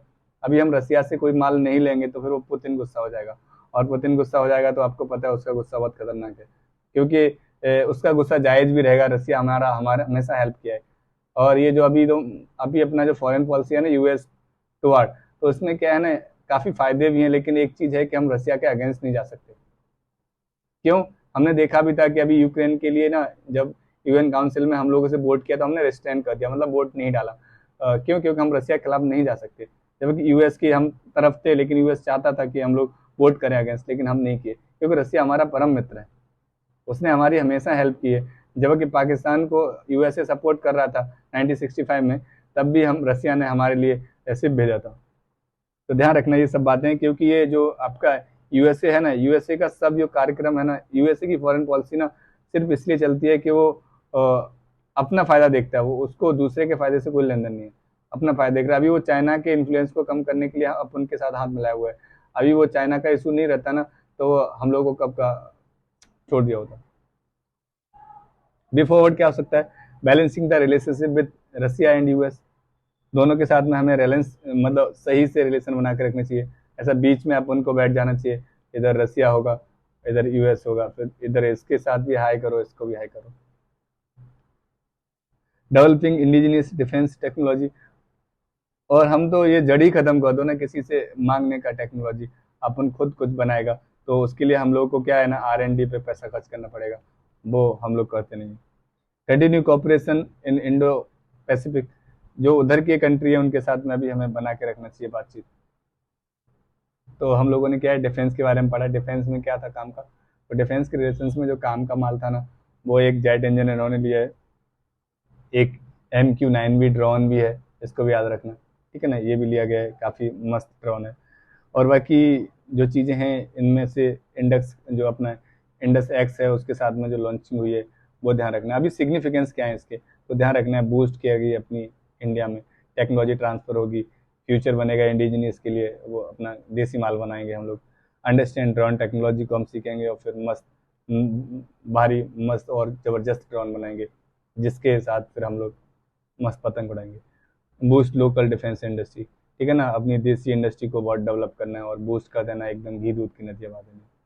रिड्यूस द कॉस्ट, अभी जो बाहर से हम लोग उधार, मतलब बाहर से जो हम लोग चीज़ खरीदते हैं वो बहुत पैसा मांगता है, इतना माल हमको क्यों ही देने का है, अपन घर पे ही बनाएगा ना, फिर घर का माल सस्ता रहेगा। चैलेंजेस क्या है, वो रसिया और यूएस दोनों के बीच में कुछ जुगाड़ करना पड़ेगा, नहीं तो एक के खिलाफ चले जाएंगे और एक के साथ, तो वो दूसरा वाला हमारी हालत ख़राब कर देगा। India stand in joining alliance, तो वो किधर अलायंस करते हैं, टेक्नोलॉजी का ट्रांसफ़र होगा, फंडिंग, ये सब। अभी इंडिया यूएस स्पेस रिलेशनशिप, अभी स्पेस रिलेशनशिप क्या है, देखो स्पेस में जो भी रिलेशनशिप है ना, उनके बारे में ना आपको दो चीज़ें बहुत ज़्यादा अच्छे से याद होनी चाहिए, कि चैलेंजेस क्या हैं, सबसे मेन बात चैलेंजेस क्या है। जब हमें चैलेंजेस पता चल जाएंगे ना, तो हम डेफिनेटली सीख जाएंगे कि हमारा जो डिफेंस, जो अपना स्पेस का रिलेशनशिप है ना, वो किन प्लस पे चल रहा है। जो प्लस हमें आ रहे हैं चैलेंजेस में, उनको हमें छोड़ देना, जो नहीं आ रहे हैं वही हमारे सिग्निफिकेंस होंगे। ऐसे करके ध्यान रखना है तुम्हें, नहीं तो मैं भी पढ़ाई दूंगा। NASA will provide advance training to Indian astronaut, अभी क्या है ना, इंडिया जो ISS मतलब इंटरनेशनल स्पेस स्टेशन 2024 में जो बनाने के लिए बातचीत कर रहा है, उसमें क्या है ना, नासा साथ में पार्टनर हुआ है, और उसने कहा है कि हम तुम्हारा मदद करेगा। अब उसमें मदद किस में करेगा, तो वो मदद करेगा जो एडवांस ट्रेनिंग है ना, किसी भी जात की ट्रेनिंग है, वो सारी नासा प्रोवाइड करवाएगा इंडिया के एस्ट्रोनॉट्स को, और उसके बाद हम मस्त स्पेस में अपना स्टेशन बनाएंगे। तो स्पेस स्टेशन के लिए वो हमारा जॉइंटली एफर्ट देगा, ठीक है ना। तो अभी सिर्फ ये याद रखना है, इंडिया ने एक साइन किया है आर्टेमिस अकॉर्ड, तो ध्यान रखना है आर्टेमिस अकॉर्ड किसके साथ साइन हुआ है, PT के लिए।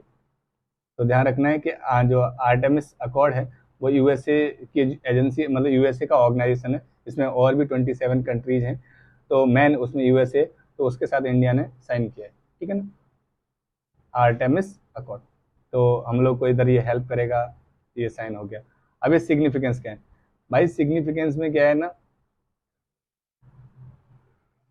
Push to Gaganyaan mission. Gaganyaan mission के लिए क्या, वही वो पुरानी घिसी पिटी बात कि ट्रेनिंग देगा वो हमें, फिर ट्रेनिंग ट्रेंड कर देगा, फिर हम खुश हो जाएंगे, कहेंगे बहुत मौज आ गई एकदम, और फिर हम लोग एकदम खुशी में बतासे बांटेंगे।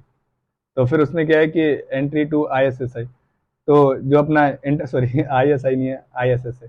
तो एंट्री टू आईएसएस क्या है, तो उसमें देखा था हमने, अभी बताया था आपको कि हम लोग भी कुछ महान देशों में से बन जाएंगे जिन्होंने इंटरनेशनल स्पेस स्टेशन बना रखा है, तो वो एक अच्छी बात है। तो उसमें भी क्या है, वो हमारे एस्ट्रोनॉट्स को ट्रेन करेगा, मोस्टली जगह ना, गगनयान हो, आईएसआई से, वो हमारे जो एस्ट्रोनॉट्स हैं उनको ट्रेन कर रहे हैं। एंट्री टू गेटवे, तो जो अपना उसका जो मतलब मेन जो उसकी चीज़ें हैं नासा को लेके, जो नासा कोई भी नया प्रोग्राम बनाता है जिसमें लोगों को पार्टनरशिप देता है, तो उसमें से अब हम लोग को भी पार्टनरशिप देगा, ठीक है ना। जो भी उसके प्लान चल रहे होंगे, जैसे लूनर ऑर्बिट स्टेशन है, आर्टेमिस एस्ट्रोनॉट है, तो उसमें भी वो हम लोग को भी हिस्सा देगा। एनहेंस कैपेबिलिटी ऑफ इसरो, इससे क्या होगा कि हमारी जो इसरो की कैपेबिलिटी है बहुत इंक्रीज हो जाएगी। क्यों? क्योंकि हमने आईएसएस कर लिया, इंटरनेशनल स्पेस स्टेशन बना लिया, और अपना गगनयान भी हमने छोड़ दिया, और भी बहुत 36 जात की चीज़ें हैं जिससे स्पेस की वाहवाही हो जाएगी अंडरवर्ल्ड में, और लोग कहेंगे वाह इसरो बहुत मस्त ऑर्गेनाइजेशन है, मतलब उधारी तो लेने पड़ेगा। चैलेंजेस क्या है इन सब कोऑपरेशन में, तो मिसमैच इंटरेस्ट, वो कुछ और चाहता है, क्या है ना, नासा का एम्बिशन है बियॉन्ड अर्थ ऑर्बिट। नासा चाहता है कि वो अर्थ ऑर्बिट से बाहर जाके मौज ले, मतलब अपने सारे काम करे, और मोस्टली उसका यही एम्बिशन है। लेकिन इंडिया इंडिया भी अर्थ ऑर्बिट में ही अपना मतलब नेशन बिल्डिंग के लिए ही भी काम करना चाहता है, चाहता है कि अर्थ ऑर्बिट में ही हम रहें और उधर काम करें, जबकि वो चाहता है कि अर्थ ऑर्बिट से बाहर जाएं, क्योंकि उससे नेशन बिल्डिंग की कोई ज़रूरत नहीं नासा को, उनका नेशन ऑलरेडी बिल्ड है, डेवलप्ड है, हम लोग को अभी ज़रूरत है, तो मिसमैच इंटरेस्ट हो रहा है। असिमेट्री इन कैपेबिलिटी, भाई कैपेबिलिटी में तो बहुत सारी असिमेट्री है, क्या है ना, स्पेस एक्स जैसी ऑर्गेनाइजेशंस हैं यूएस में, वो भी साल में शायद 60 से 62 या 61 61 अराउंड सैटेलाइट्स लॉन्च कर देती हैं, और जबकि हमारा जो पूरा इसरो है वो शायद 60 के अराउंड कर पाता है, जबकि उनकी वो प्राइवेट एजेंसी है स्पेस एक्स। और नासा तो बहुत दमदार है, वो तो बहुत सारे कर सकते हैं, तो ये इन्होंने बताया 61 स्पेस में आगे, 60 इंडिया ने किया, 61 अकेले स्पेस एक्स ने कर दिया। रशियन कोलेबोरेशन, रशिया के साथ हम लोग का अच्छे से संबंध है, जैसे उन्होंने आर्यभट्ट में भी हमें मदद की थी, गगनयान में भी वो कर रहे हैं, ठीक है ना, तो फिर हम उनका साथ छोड़ के दूसरे के साथ कैसे जा सकते हैं। अब मान के लो जब हम किसी के साथ हैं तो दूसरे के साथ नहीं जाना चाहिए मे बी, लेकिन वो तो इधर जिसको प्रॉफिट मिलेगा उधर जाएगा। फाइनेंशियल कंस्ट्रेंट, वो अपन के पास माल है नहीं है, तो ये नासा के बड़े बड़े प्रोग्राम्स में पैसा माल कहाँ से आएगा, दिक्कत है, ठीक है ना। तो वे फॉरवर्ड क्या देख सकते हो, इंड्यूस लॉन्ग टर्म कॉपरेशन, ठीक है ना, induce private partnership, voice for space as a global common. अब क्या बता रहे हैं, ये कह रहे हैं कि लॉन्ग टर्म कॉपरेशन करो जिससे कि कम पैसा देना पड़े, प्राइवेट लोगों को लेके आओ, ये हमने पढ़ रखे हैं प्राइवेट पार्टनरशिप में, जिससे कि उनको लोग कहो कि भाई तुम भी आओ और स्पेस में कुछ अंबानी अडानी को फ़ोन करो और बोलो कि भाई यार देखो कुछ आके पैसे वैसा दो। Voicing for space as a global common, सबको ऐसा वॉइस दो कि हम सब लोग आएंगे और कुछ अच्छा काम करने वाले हैं। तो एक बार इसको हम रिकैप करते हैं जल्दी से। तो इंडिया यूएस स्पेस रिलेशनशिप में क्या है, तो यूएस हमें आईएसएस इंटरनेशनल स्पेस स्टेशन में मदद देगा, गगनयान में मदद देगा, हमारे नासा के लिए कुछ टेक्नोलॉजी में मदद देगा, ठीक है ना। तो ये ध्यान रखना, मदद में क्या दे रहा है, वो केवल ट्रेनिंग कर रहा है, ओके। तो गगनयान के लिए ट्रेंड करेगा लोगों को, इस आईएसएस के लिए ट्रेंड करेगा, ठीक है ना। और हमें जो एलाइट क्लब है ना स्पेस के लिए कुछ कंट्रीज का, उस एलाइट क्लब में हम लोग को भर्ती करेगा और उस गैंग का हम लोग मेंबर बनेगा। एनहेंस कैपेबिलिटी ऑफ इसरो, और इसरो की कैपेबिलिटी पे अच्छे से वर्क होगा और वो बहुत ज़्यादा एनहेंस हो जाएगी। चैलेंजेस क्या क्या हैं, वो इंटरेस्ट मिसमैच कर रहे हैं, उनका अलग है, हमारी कैपेबिलिटी उनकी कैपेबिलिटी में बहुत डिफरेंस है। रसिया के साथ हमारे संबंध अच्छे हैं, लेकिन ये हम अच्छा नहीं कर रहे हैं रसिया का हाथ छोड़ के, और हमारे पास माल भी नहीं है तो माल भी मांगता है, ये सब चीज़ें। अभी आर्मेटिस अक्रॉड हमने अभी देखा था ना क्या है, जिसको हम लोग साइन किया है, तो ध्यान रखना ये 27 लोग हैं और उन लोगों का एक गैंग है, और उस गैंग को इंडिया ने ज्वाइन किया। ये है देखो, एशिया से कुछ कंट्री हैं, north America, south America, Australia, Africa, Europe. देख रहे हो, अफ्रीका से केवल दो ही हैं, नाइजीरिया और रवांडा। पढ़ना है इनको? नहीं, अभी मैं इसलिए बता दिया, नहीं तो कुछ लोग अभी इनको याद करने बैठ जाएंगे। कोई जरूरत नहीं है इनको याद करने की। बस थोड़ा बहुत ध्यान रखना है कि अफ्रीका में दो ही हैं, इतना बड़ा कॉन्टिनेंट है, 50-55 कंट्रीज हैं, लेकिन नाइजीरिया और रवांडा जैसे लोग आए हुए हैं। ऑस्ट्रेलिया है। मेन बात इंडिया, तो अभी तो उसने साइन किया है, वो है सिग्नेटरी आर कमिटेड। वो शेयर सब कुछ, जितनी भी पॉलिसी होंगी तो वो एक दूसरे को बताएंगे। कोई भी नया काम करता है तो वो शेयर करेगा कि हाँ भाई मैं ये करने जा रहा हूँ, बताओ। Preserve outer space heritage, mitigate orbital debris, जो डेब्रिस हो रही हैं उनको कम करेंगे, और आउटर स्पेस को एज ए हेरिटेज देखेंगे, ठीक है ना। तो यही सब इसके काम है। ओके, तीसरा, India US digital trade relation. अभी देखो, डिजिटल पे भी एक वो दे रखा है एडिटोरियल। तो डिजिटल ट्रेड रिलेशंस में क्या है ना, computer and communication industry association highlighted trade barrier with India flag protection. अभी क्या है ना, इंडिया जो है ना, मोस्टली जो उनकी मतलब डिजिटल चीजें हैं ना, उनके लिए ना प्रोटेक्शनिस्ट अप्रोच को अपना रहा है। मतलब उन पे ना प्रोटेक्शन लगा दे रहा है, या फिर उन पे कोई ऐसा बैरियर लगा देता है जिससे कि उनका माल ज्यादा नहीं बिक पाए हमारी इंडिया में। अभी भी तुम ऐसे समझ सकते हो, जैसे वो माइक्रोमैक्स, फिर एप्पल। तो हमारे डोमेस्टिक है, और ये दूर दूर गांव से आया हुआ कंपनी है, तो डोमेस्टिक वाले के पास वो फीचर्स नहीं है, वो माल नहीं है जिसे अट्रैक्ट कर सके इंडियन ऑडियंस को, या इंडियन यूथ को, या फिर जो भी है उनके कस्टमर्स। लेकिन इसके पास वो माल है, तो इसलिए लोग एप्पल की चीज़ों को यूज करना चाहते हैं। तो इसमें क्या है, फिर इंडिया चाहता है कि उनको कुछ न कुछ करो, उन पर टैक्स बैरियर लगा दो, या फिर कोई ट्रेड की बात कर दो। तो वो सब चीज़ों पे वो कह रहे हैं कि इंडिया जो है ना, वो प्रोटेक्शनिस्ट अप्रोच यूज कर रहा है हमारे खिलाफ। तो उस पर सब चीज़ बात की गई है। तो दो the violated trade between India, ये कुछ 128.55 बिलियन का हुआ है, डिजिटल और टेक्नोलॉजी को लेके। लेकिन ये कोई बड़ा नंबर नहीं है, इससे भी बड़ा हो सकता है। क्यों? क्योंकि वो इंडिया को मज़ा नहीं आ रहा है दूर गांव की डिजिटल चीज़ों को इंडिया में काम मतलब प्रोड्यूस कर, सॉरी क्या कहते हैं, बेचने में। इंडिया चाहता है कि तुम हमारे यहाँ पे प्रोड्यूस करो, कुछ जॉब्स बने, कुछ माल मिले तो फिर करो। लेकिन वो लोग अभी अभी शायद असेंबल करना शुरू कर दिया इंडिया में एप्पल का प्रोडक्ट। बाकी मैन्युफैक्चरिंग अभी भी चाइना में होती है। फिर उन्होंने बॉल बाई बॉल बताया कि किसने कितने पैसे बेचे। तो बाल की खाल है, no need to do PhD. अब कोई एक कंप्यूटर लिया है तो उसका भी बिल इधर उन्होंने सबमिट किया है, कि देखो क्या होता है। ये कुछ बातें। तो कंसर्न क्या है, अभी सिर्फ याद रखना है आपको कि कोई एप्पल को इंडिया अपने यहाँ बेचवाने में कुछ ज़्यादा इंटरेस्टेड नहीं रहेगा, क्योंकि वो अपने यहाँ मैन्युफैक्चरिंग नहीं कर रहा है। अभी असेंबलिंग शुरू किया है, तो फिर मैन्युफैक्चरिंग करेगा तो हम लोग को काम मिलेगा, थोड़ा सा ज़्यादा एम्प्लॉयमेंट मिलेगा, और भी 36 जात के काम होंगे। ट्रांसपोर्ट वाले को थोड़ा धंधा मिलेगा, वो इधर से उधर ले जाएगा, तो और 4 लोग अखबार बेचेंगे, मतलब जो उसका फट्टा बनेगा, कुछ न कुछ होगा, मतलब पूरा का पूरा बहुत सारा एम्प्लॉयमेंट बनेगा। तभी कंसर्न क्यों है, concern raise by US tech firm. उन्होंने क्या क्या कंसर्न बताए इन्होंने कि जो इनका प्रोटेक्शनिस्ट इंडियन पॉलिसी रहती है, वो हम लोग को रोकता रहता है हमेशा। Preferential treatment to Indian companies, हमेशा इंडियन कंपनीज माइक्रोमैक्स को इंडिया बहुत मतलब कुछ न कुछ करेगा, कहेगा इनका प्रेफरेंशियल फर्स्ट रखो, इसको बाद में रखो, लेकिन फिर भी कोई नहीं ले रहा। ग्रेटर गवर्नमेंट सेंसरशिप, हमेशा रोक लगा देते हैं कि इधर इसको सेंसर कर दो, ये वाली चीज़ इधर नहीं आ पाए, ठीक है ना।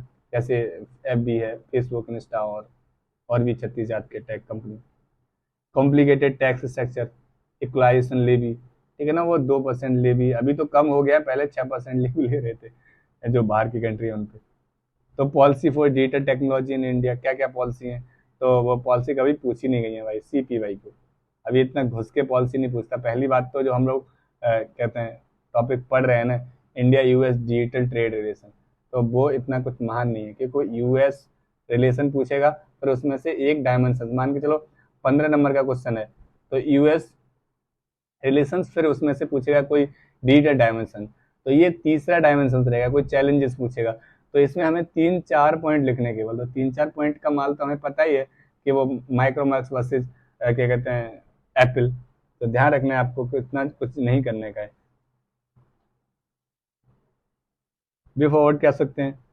स्टार्टअप्स को सपोर्ट करो, साइबर सिक्योरिटी पे ध्यान दो, क्योंकि फिर वो आधे से ज़्यादा माल हमारा चुरा लेते हैं। ऐप भी चुरा लिया था एग्जाम्पल के तौर पे, उसने ट्रंप को बेच दिया यूएसए वालों का। कोलाबोरेशन करो डिजिटल स्टैंडर्ड पे, एलिमिनेट करो रेड टैपिज्म में। अभी कोई कंपनी खोलता है और एक फाइल पे साइन करवाना हो तो फिर वो फाइल को आगे ही नहीं बढ़ाते हैं, कहते हैं रेड टैपिज्म। जानते होगे ना, रेड टैपिज्म का मतलब होता है जैसे आपने कोई फाइल डाली, फिर क्या होगा, वो फाइल आगे ही नहीं जाएगी, तो वो फाइल वहीं डली रहेगी। उस पर एक पहले ना क्या होता था, रेड कलर का धागा बांध दिया जाता था, ठीक है ना, वही रेड टैपिज्म। अब फाइल को आगे ले जाना है तो फिर इधर आप 1000 रुपये दो उस बाबू को, फिर वो फाइल आगे जाएगी। फिर वहां पे भी उसे 2000 रुपये दो, फिर फाइल आगे जाएगी। नहीं दिए तुमने तो फाइल इधर ही डली रहेगी। ओके, इसी सब चीज को कहते हैं रेड टैपिज्म। अब ये इंडिया और नेपाल का क्या समस्या है लेकिन ये कतई नहीं है कि वो सीमा नेपाल होते हुए इंडिया आई थी, उसके ऊपर नहीं है आर्टिकल। तो क्योंकि लोगों को व्यूज चाहिए, और फिर लोगों को मोस्टली जितने भी अभी अपनी मीडिया है वो टोटल मीडिया इसी चीज में बिजी है कि भाई इन दोनों का क्या चल रहा है। इनकी समस्याएं सुनने में मीडिया पूरा बिजी है, और दूसरे दूर दराज मणिपुर में क्या चल रहा है, कहाँ क्या होगा, उससे कोई लेना देना नहीं जाता। बस उन्हें लेना देना है तो सोना बाबू टाइप की खबरें कवर करने में। इंडिया और नेपाल के रिलेशनशिप को देखोगे ना तो ये बहुत ही ईजी है। अब इनमें क्या करना है, तुम्हें थोड़ा सा कोई इंट्रो बना के रखना मस्त, और उसके बाद में इनिशिएटिव क्या क्या है वो हमने पहले ऊपर देख चुके हैं। तो हमारा ये पड़ोसी है, चैलेंजेस अपने 3 याद कर लो। Border, river, China influence. Border dispute, river dispute, China influence. Border dispute को काला पानी वाला, रिवर कई सारी रिवरें आती हैं, ध्यान रखना है तुम्हें। और चाइना का इन्फ्लुएंस बढ़ी रहा है, चैलेंजेस है। तो क्या है, की इनिशिएटिव एंड एग्रीमेंट। अभी जो हुआ है तो उसमें क्या है, ये चाहते हैं कि रिजॉल्व द बैक्स बाउंड्री डिस्प्यूट के लिए कुछ इनिशिएटिव लिए गए। तो कहा कि हम लोग दोस्त दोस्त हो जाएंगे, और फिर एक ही जगह बैठेंगे और मस्त दोनों बैठ के माल फूकेंगे। ऐसी कुछ बातें की गई हैं कि हम दोस्त बनेंगे, तो बॉर्डर डिस्प्यूट हम लोग रिजॉल्व कर देंगे, ठीक है ना। ट्विन इंटीग्रेटेड चेक पोस्ट, कुछ चेक पोस्ट को हम लोग इकट्ठा करेंगे, जैसे वो नेपालगंज और रुपाएडिया जो 2 कर हैं उन नेपाल में, उनको एक साथ किया जाएगा। कुछ एमओयू हुए हैं, जैसे development of Dodhara, Chandari check, ये कुछ पोकॉट Karnali, laying the second cross border petroleum, ये कुछ एमओयू किए गए हैं। अभी मेरे को पूछो तो ये याद रखने हैं क्या तो मैं बोलूँगा नहीं। अभी इतनी सब छोटी बातें याद रखने बैठेंगे ना तो इतना बड़ा सिलेबस है कि हम इनमें से कुछ भी याद नहीं रख पाएंगे, सब कुछ भूल जाएंगे। तो इसमें से कुछ बातें याद रखनी है। या तुम्हें कोई ऐसा एग्जाम्पल देना होगा ना, किसी भी मान के चलो कोई भी चेक पोस्ट है, तो आपको एक आध चेक पोस्ट याद हो, जैसे नेपालगंज, नेपाल है और उसमें गंज लगा दिया, नेपालगंज और रुपाई दिया, ठीक है ना, रुपाई दिया और नेपालगंज, तो ऐसे याद कर सकते हो तो कर लो। अब ये जो टुच्चे एमयू हर तीसरे दिन होते रहते हैं किसी गली में बैठ के, तो ये आपको नहीं याद रखने, ये कोई काम के नहीं है। अभी बोलोगे तुम कि पीटी के लिए मेरे को याद कर लेना चाहिए, भाई पीटी के पेपर देखो जाके पीवाईक्यू, क्या वो हर टुच्चे एमओयू को पूछा है कभी? कभी नहीं पूछा है। तो कभी न कभी जाके ना ये सोना बाबू गिरी से फ्री होके ना पीवाईक्यू भी देख लिया करो, तभी मैं ये सब पीवाईक्यू बटोर के लेके आता हूँ कि आप शायद कुछ सीख जाओ। तो मोतिहारी, हाँ ये एग्जाम्पल अच्छा है, एक्सटेंशन ऑफ मोतिहारी अमेलगंज पाइपलाइन, ये पाइपलाइन का एक्सटेंशन करने की हम लोगों ने बातचीत की है। तो 2-3 हमें चीज़ें पता हो गई कि हमें ट्विन इंटीग्रेटेड चेक पोस्ट बनाना है, वो नेपालगंज और रोपादिया का, ठीक है ना। और ये पाइपलाइन को जो मोतिहारी और अमेलगंज पाइपलाइन है उसको एक्सटेंशन मिलेगा, ठीक है ना। कुछ पावर प्रोजेक्ट, हमेशा नेपाल की जब भी बात आए तो पावर प्रोजेक्ट आंख बंद करके लिख दो कि हाँ पावर प्रोजेक्ट पे बातचीत की गई होगी, क्योंकि हम लोग हमेशा पावर प्रोजेक्ट की बात करते हैं नेपाल के साथ। टीटी कुछ की गई होंगी वाटर को लेके, ठीक है, हाइड्रो पावर कॉर्पोरेशन मैंने कहा था, तो कुछ लोन दिया गया होगा। ये सब बातें चलती रहती हैं, लेकिन हमारे क्या ये सब बातें याद रखनी है? तो आंसर है नो। हमें मेन पॉइंट्स याद रखने हैं, और वो इतने ही याद रखने जितना हम लिख सकते हैं। भर के हमें कॉपी भर के लिख के रखना नहीं है, क्योंकि हमें मार्क्स लाने हैं इधर में, नेपाल और इंडिया रिलेशनशिप पे पीएचडी नहीं करने का है, ठीक है ना। तो प्यार अच्छा है लेकिन ज़्यादा प्यार करना अच्छा नहीं है। तो अब आ जाओ काम पे। मेजर एरिया टू एंगेजमेंट, भाई याद कर लो अपना वो हिज एम्परर गौतम गंभीर डीडीसी की बस से गया। तो economic cooperation, development cooperation, multi cooperation सच है जो भी अब की रही होंगी, बिम्स्टेक, किसी भी ऑर्गेनाइजेशन से, defence cooperation, energy cooperation, same to same सब मिल रहे हैं। अब इनमें एग्जाम्पल लिखना है आपको। एनर्जी कॉपरेशन की बात आएगी तो इधर क्या फ्यूल मिलता है, क्रूड ऑयल मिलता है? नहीं, इधर ना जो भी एनर्जी के रूप में बात होगी वो क्या होगी, इनके पास हाइड्रो पावर प्रोजेक्ट काफ़ी बना दिए गए हैं, तो उनसे कुछ हम लोग को माल लेना रहता होगा। डिफेंस के लिए क्या है, इनके साथ कोई एक्सरसाइज करते ही होंगे हम, हमेशा डिफेंस वाले में एक्सरसाइज लिख दीजिए, सूर्य किरण। नहीं तो फिर इनके कुछ सोल्जर्स को हम लोग अपने ट्रेंड करते हैं, तो नेपाली सोल्जर इन Gorkha regiment. Multilateral cooperation BIMSTEC में ये आता ही है, ठीक है ना। डेवलपमेंट तो हमने बताया था, इकोनॉमी में कुछ ट्रेड का, उसका हम लोग सबसे बड़ा ट्रेड पार्टनर हैं। हाइड्रो पावर कॉर्पोरेशन, ठीक है ना। कल्चर, स्वामी विवेकानंद सेंटर, और कल्चर के लिए रामायण वामायण की बात लिख सकते हो, रामायण सर्किट बना रहे हैं हम लोग। मेजर इशू क्या है, तो ये सब पॉइंट जो है ना, मेजर एरिया ऑफ एंगेजमेंट, ये उधर से याद रखने हैं। एज एम्परर गौतम गंभीर डीडीसी की बस में गया, तो वही आप सब बार बार याद करोगे ना तो याद आ जाएगा, अभी 3-4 बार रिवीजन हो जाएगा। इकोनॉमिक कनेक्टिविटी, ठीक है ना, ये एंगेजमेंट करना। अभी चैलेंजेस क्या आ रहे हैं, तो मैंने बोला था ना 1-2 स्पेसिफिक चैलेंजेस लिखना है उस कंट्री के रिलेटेड, फिर 2-3 हमें लिखने हैं अपने जो हमने याद कर रखे हैं। पहला वाटर डिस्प्यूट, तो वो आपको पता होना चाहिए भाई, किधर किधर क्या है, तो याद रखो कहाँ कहाँ बॉर्डर डिस्प्यूट है नेपाल के साथ। लिपू लेक पास के पास में काला पानी इशू है, लिम्पियाधुरा है, काला पानी, लिपू लेक एंड लिम्बुधारा डिस्प्यूट, ये आपके 3 डिस्प्यूट हैं, इनको उन्होंने एक साथ लिख दिया। तो ये 2-3 अपना करना क्या है ना, देखो इसको ड्रॉ करना है आपको। जब भी आप इसके बारे में लिखो ना, तो आप इसे ड्रॉ कर दो एक डिब्बे में बंद करके, और नीचे यहाँ लिख दो डिस्प्यूट, कौन से, बॉर्डर डिस्प्यूट, और फिर यहाँ पे खत्म कर दो। ये डिब्बे में बंद करना बहुत जरूरी है, ध्यान रखना। तो ये बना के छोटा छोटा इजी लिख। और क्या चैलेंजेस है, हमेशा ध्यान रखो चैलेंजेस, चाइना का इन्फ्लुएंस बढ़ रहा है। ट्रस्ट गैप, अभी वो ट्रस्ट की बहुत इशू है, उन लोगों को हम पे भरोसा नहीं है। तो मैंने यहाँ पे देखा था, देखो सीमा को सचिन पे बहुत भरोसा था, वो नेपाल के भरोसे, नेपाल से होती हुई वो इंडिया आ गई, लेकिन नेपाल को हमसे भरोसा नहीं हुआ। ठीक है ना, तो ट्रस्ट गैप है भाई। वो दूसरे देश से नेपाल होती हुई निकल आई, लेकिन नेपाल को हम पे ट्रस्ट नहीं है। वो बिग ब्रदर वाला कुछ टेंडेंसी को बताता है कि हमें बिग ब्रदर की तरह से ट्रीट करते हैं, हमेशा हमें दबाव में रखते हैं और अपन को दबाते रहते हैं, अपन का कोई इज्जत नहीं करता। सिक्योरिटी इशू है, वो स्मगलिंग। अभी देखो सिक्योरिटी के लिए तो एग्जाम्पल के तौर पे वही सीमा को लिख सकते हो, क्या ही सिक्योरिटी है वहाँ पे। दूसरे देश से मान के चलो पाकिस्तान से वो इजीली यहाँ पे आ गई, तो कोई टेररिस्ट भी आ सकता है। स्मगलिंग होती है दबा के, ठीक है ना, लोग माल फूकते हैं उधर जाके, या फिर उधर से इधर लेके आते हैं। गोरखा इशू है, ठीक है ना।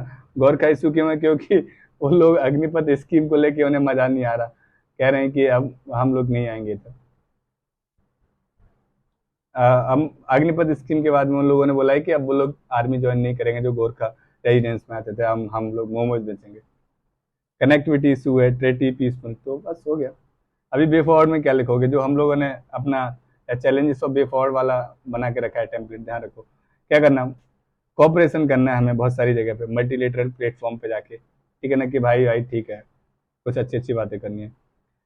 और हमें कनेक्टिविटी को लेके आना है, बायलेटरल जो भी चीज़ें हैं उनको बायलेटरली दोनों लोग आपस में मिलकर ही किसी तीसरे को न बिठा के सॉल्व कर देनी है, सोना बाबू की तरह, ठीक है ना, आपस में ही दोनों लोग बैठ के बातचीत खत्म कर सकते हैं। सस्टेनेबल एंगेजमेंट कर सकते हैं, एनहेंस एयर कनेक्टिविटी को भी कर सकते हैं। कंक्लूजन में लिख सकते हो कि भारत और क्या कहते हैं, इन्होंने लिखा नहीं है लेकिन मैंने यहाँ पे बता दिया, भारत और नेपाल के बीच में रोटी बेटी का रिश्ता है, तो फिर वो हम लोग को ऐसे दूर नहीं होना चाहिए, दिल नहीं तोड़ना चाहिए एक दूसरे का। तो नेपाल का क्या क्या पढ़ा हम एक बार देख लेते हैं जल्दी से। नेपाल के बारे में कुछ ऐसे एग्रीमेंट हुए थे, कुछ एग्रीमेंट के साथ में जो नए इनिशिएटिव थे उनकी बातें हमने पढ़ी हैं, ठीक है ना। बाकी हमने चैलेंजेस क्या हैं वो अपना ध्यान रखो। एज एम्परर गौतम गंभीर डीडीसी की बस में गया, चैलेंजेस क्या हैं तो उधर से ही हमने निकाले हैं, border dispute, river dispute, China का इन्फ्लुएंस, उसको अपन पे भरोसा नहीं है, पता नहीं, ऐसा लगता है उससे हम लोग कुछ भी कर देगा। सिक्योरिटी इशू है, कुछ गोरखा के वो अग्निपथ से पसंद नहीं उन्हें मोहब्बत बेचने की उसमें है, तो कुछ वे फॉरवर्ड है, तो कंक्लूजन रोटी बेटी का अपन का रिश्ता है।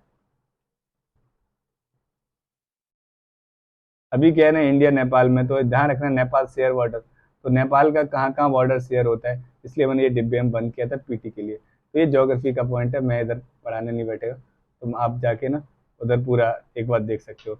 Importance of Nepal for India, India के लिए नेपाल की इम्पोर्टेंस क्यों है, तो ये कोई बात महान नहीं है। जैसे तो हम जो अपने हिसाब से जो हमने बना रखा है ना, क्या कहते हैं, एरिया ऑफ एंगेजमेंट, उसी से जुगाड़ कर सकते हैं। क्यों? क्योंकि हमारी रिवर्स कुछ आती हैं, बॉर्डर हम लोग शेयर करते हैं, ठीक है ना। तो इन जो हमारी बॉर्डर शेयर करते हैं उसके लिए इंटरनल सिक्योरिटी उससे काफ़ी सही है, क्योंकि हमारे यहाँ पोरस बॉर्डर है, ठीक है ना। हमारे पास में क्या कहते हैं रिवर उधर से आता है, और हमारी कुछ इलेक्ट्रिसिटी भी हम लोग उधर से लेते हैं। ये 5 चीज़ें लिख दो। तराई रीजन में हमारे जो मधेसी लोग रहते हैं उनका भी एक समस्या। China rising influence in Central Asia, लो ये वाला हम लोग क्वेश्चन पूछ रहे थे ना, चाइना का जो जो अपना rising influence in Central Asia, उस पर क्वेश्चन आया। अभी सेंट्रल एशिया पे तो एक PYQ आया हुआ है, ध्यान रखना, सेंट्रल एशिया पे PYQ आया हुआ है। और हम लोग अभी जो उसको पढ़े हैं ना, यूएसए पे भी 3-4 क्वेश्चन आए हुए हैं, नेपाल पे भी 3-4 क्वेश्चन आए हुए हैं। अब मैंने इन्हें यहाँ क्यों नहीं रखा, तो मेरे को तुम पूछोगे, तो मैंने इसलिए नहीं रखा क्योंकि हमें और ज़्यादा क्या कहते हैं टाइम और उसका थोड़ा सा बचत करना है। तो आप क्या करोगे कि इसके बाद ऊपर जाओ, ऊपर तो मैंने स्पेस पे मतलब थीम बना के रखा है ना, एकदम स्पेस पे जाके तो उधर क्वेश्चन पढ़ सकते हो। अभी क्या है इन्फ्लुएंस है, क्योंकि अभी चाइना रिसेंटली होस्टेड किया है C+C5 समिट। अभी C4 चाइना और C4 वो सेंट्रल एशियन कंट्री 5, तो कौन सी कंट्रीज हैं उनके ऊपर सारी बातें थोड़ा सा ध्यान दे देते हैं। कजाकिस्तान, ये है देखो चाइना, तो कजाकिस्तान, उज्बेकिस्तान, तुर्कमेनिस्तान, ये अफगानिस्तान है लेकिन ये उसमें नहीं आता सेंट्रल एशिया में। Tajikistan, Kyrgyzstan. अभी ये इंपॉर्टेंट क्यों लग रहे हैं मेरे को, क्योंकि ये ना इंपॉर्टेंट पीटी के लिए बहुत हो जाते हैं। आप जब भी पीटी दिए होंगे ना, 2022 वाले में भी उन्होंने क्वेश्चन पूछा था, शायद 23 में भी कोई क्वेश्चन था, 2022 में उन्होंने अफगानिस्तान के आसपास कोई तुर्क के ऊपर पूछा था, तुर्क में कोई लैंग्वेज का कुछ क्वेश्चन था। तो आपको क्या है, मैं उसे क्वेश्चन को डालता लेकिन वो इधर सेटिस्फाइड नहीं हो रहा था, तो मुझे अलग से उसका सब कुछ पढ़ाना पड़ता, तो मतलब ही क्या था। तो ध्यान रखना है तुम्हें, कजाकिस्तान, तुर्कमेनिस्तान, उज्बेकिस्तान, किर्गिस्तान और तजिकिस्तान, ये जो 5 स्थान है ना, इनके साथ में इंडिया ने, सॉरी चाइना ने, गलती हो गया, माफ़ कर देना, तो इसके साथ चाइना ने क्या किया कि अपना C+C5 एग्रीमेंट किया। तो इनकी आपको अच्छे से ना मैपिंग करनी है। अभी मैपिंग में क्या देखोगे, देखो ये है इंडिया, ये इंडिया का रिलेशन अपना, ये जम्मू एंड कश्मीर है। इसके जस्ट बगल में ये है पाकिस्तान। पाकिस्तान के इंडिया से थोड़ा सा ही ऊपर जाओगे ना, तो ये अफगानिस्तान लगता है। थोड़ा हमने देखा हो 105 किलोमीटर अफगानिस्तान की बाउंड्री टच होती है, ठीक है ना। वो हमारे वाले से अब नहीं होती है, ये जो POK है, पाकिस्तान ऑक्युपाइड कश्मीर, उसमें होती है। इसके ऊपर है तजाकिस्तान और इसके ऊपर है किर्गिस्तान, ये उज्बेकिस्तान और कजाकिस्तान, ठीक है। ये किर्गिस्तान है, सॉरी। तो इन्हें आप ऐसे याद रखोगे 3 को, KUT, ठीक है ना, KUT, तो कूट के, ठीक है ना। और फिर क्या है, किर्ग और तजिकिस्तान, ओके। ये आपका कैस्पियन सी है, ये आपका ईरान है, ये आपका अफगानिस्तान है, ये आपका पाकिस्तान। तो इन्होंने जो अभी एग्रीमेंट किया है ना, इन्होंने बहुत सारी बातें की उसमें। इन्होंने जो जान डिक्लेरेशन है, blueprint for future development of China and central Asia, ठीक है ना, उसके ऊपर। The leader also focused on culture silk road के ऊपर, ठीक है ना। First C5 and China central Asian country के बारे में कुछ बातचीत की गई है। Implication of rise influence of China in Central Asia. अभी ये चाइना का इन्फ्लुएंस सेंट्रल एशिया में जो बढ़ रहा है ना, उसके बारे में बातचीत कर रहे हैं। अभी इंडिया के लिए क्या है, तो देखो, जब भी चाइना कहीं पे भी इन्फ्लुएंस बढ़ाता है तो उसका मेन फोकस होता है जियो पॉलिटिकल कॉम्पिटिशन, क्योंकि वो हमेशा जियो पॉलिटिकल कॉम्पिटिशन में ना इंडिया को तो कम रखता है, लेकिन क्या कहते हैं, जो आपका यूएसए उसको बहुत ज़्यादा रखता है कि कैसे भी करके यूएसए को उसे पीछे करना है, उसका मेन मोटो है। तो ये बढ़ाना चाहता है जियो पॉलिटिकल कॉम्पिटिशन में। अभी ये create economic competition for India, India के लिए इकोनॉमिक कॉम्पिटिशन बढ़ाना चाहता है, जिससे कि वो सेंट्रल एशिया में ना अच्छे से अपने ट्रेडिंग पार्टनर्स बना लेगा, उनके साथ फ्री ट्रेड एग्रीमेंट बना लेगा, फिर वो लोग सस्ता चाइना से सामान लेंगे और फिर उसका वैसे भी ट्रेड में बहुत ज़्यादा आगे और आगे चला जाएगा। कनेक्टिविटी एंड इंफ्रास्ट्रक्चर, वहाँ जाएगा और तो BRI जो है ना उसका, तो उसके थ्रू क्या करेगा, वहाँ पे कनेक्टिविटी कर देगा, इंफ्रास्ट्रक्चर दे देगा और उसके थ्रू अपना माल उधर बेचता रहेगा। सिक्योरिटी कंसर्न्स भी है इंडिया के लिए। अभी क्या है, उधर जो जितने भी चीज़ें हैं वहाँ पे चाइना चाहे तो सिक्योरिटी के लिए कुछ चीज़ों को इन्फ्लुएंस कर सकता है, वहाँ पे जो भी कोई टेररिस्ट एक्टिविटी हो या कुछ भी हो, जैसे वो पाकिस्तान को फंडिंग दे देता है, इस प्रकार से हमारे लिए दिक्कत खड़ी कर दे। एनर्जी रिलेटेड इशू है। अभी क्या हुआ, कजाकिस्तान ना वर्ल्ड का लार्जेस्ट प्रोड्यूसर है यूरेनियम का। उधर से हम लोग जो इम्पोर्ट करते हैं तो शायद कल बंद करवा दे। क्यों? क्योंकि वो तो उसके ही अंडर आ जाएगा, और वो जो मोस्टली काम करता है ना, डेप्ट, लोगों को ज़्यादा डेप्ट दे देता है, फिर उसके बाद वो डेप्ट चुका नहीं पाते हैं, डेप्ट ट्रैप बोलते हैं इसे, डेप्ट ट्रैप, ठीक है ना। तो उसके बाद फंसा लेता है और उसके बाद फिर अपनी मनमानी करवाता है, जैसे वो श्रीलंका। तो एनर्जी की भी समस्या है, सिक्योरिटी की समस्या है, कनेक्टिविटी की समस्या है, ठीक है ना, और अपना इकोनॉमिक कंपटीशन भी हो जाएगा। तो ये कुछ समस्याएं होंगी उसके इन्फ्लुएंस ज़्यादा बढ़ने से। अभी इनिशिएटिव इंडिया ने क्या लिए हैं उन पर बातचीत करते हैं। तो जब भी कोई भी कंट्री इनिशिएटिव लेती है ना, तो वही मेनली इनिशिएटिव रहते हैं जो हमने एरिया ऑफ एंगेजमेंट पढ़ा, उसे अब देखो कैसे इनिशिएटिव में चेंज करते हैं। इम्प्रूव कनेक्टिविटी, ठीक है ना।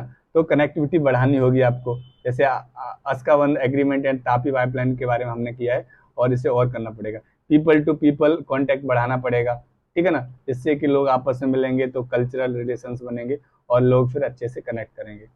कनेक्ट सेंट्रल एशियन पॉलिसी, ठीक है। Commit to extended neighbourhood policy, neighbourhood policy उधर बढ़ा हुआ, लोगों को कि तुम अपने खास अजीज दोस्त हो तो आप उनके साथ रहो और मैं तुम्हें बहुत माल देगा। बायलेटरल एग्रीमेंट, आपस में मिलके बायलेटरल एग्रीमेंट करो और सॉफ्ट पावर पे फोकस करो, ठीक है ना। तो मोस्टली टाइम पे ना जो भी इनिशिएटिव रहते हैं ना वो वहीं से निकलते हैं। तो निकलते कैसे वो सीखो तुम। जो एरिया ऑफ एंगेजमेंट थे ना, उन्हीं में अच्छे अच्छे चीज ढूंढ लो, P to P, people to people contact बढ़ा दो, कल्चर बढ़ा दो, वहाँ पे कनेक्टिविटी बढ़ा दो, ठीक है ना, और बायलेटरल एंगेजमेंट कर लो, यही सब चीज़ें। मल्टीलेटरल ऑर्गेनाइजेशन में मिलो, एस सी में, तो वहाँ पे लोगों से बातचीत करो, कुछ चीज़ें डेवलपमेंट असिस्टेंस करो, उन्हें कुछ लोन वोन दे दो क्रेडिट के लिए, जो सॉफ्ट पावर की हम बात कर रहे थे कि लो लोन ले लो, तुम कुछ अपना काम धंधा करवाओ। तो डेप्थ रहता है आदमी पे, जब पैसा रहता है ना आपके मतलब लोन का, तो वो थोड़ा सा दब के चलता है, नहीं रहता है तो फिर वो अपने आप को उस गाँव का बेताज बादशाह तेजपुर का बन जाता है। अभी वे फॉरवर्ड में क्या लिख सकते हैं, सॉफ्ट पावर पॉलिसी यूज करो, focus on economic relation, trade व्रेड बढ़ाओ उनके साथ, उनको ट्रेड में थोड़ा सा कुछ छूट वूट दे दो, कनेक्टिविटी करो, explore the other sectors, IT sector, pharma, textile, इन सब, एजुकेशन, इन सब में उनके साथ में एक्सप्लोर करवाओ। तो ये सब चीज़ें हैं, ठीक है ना।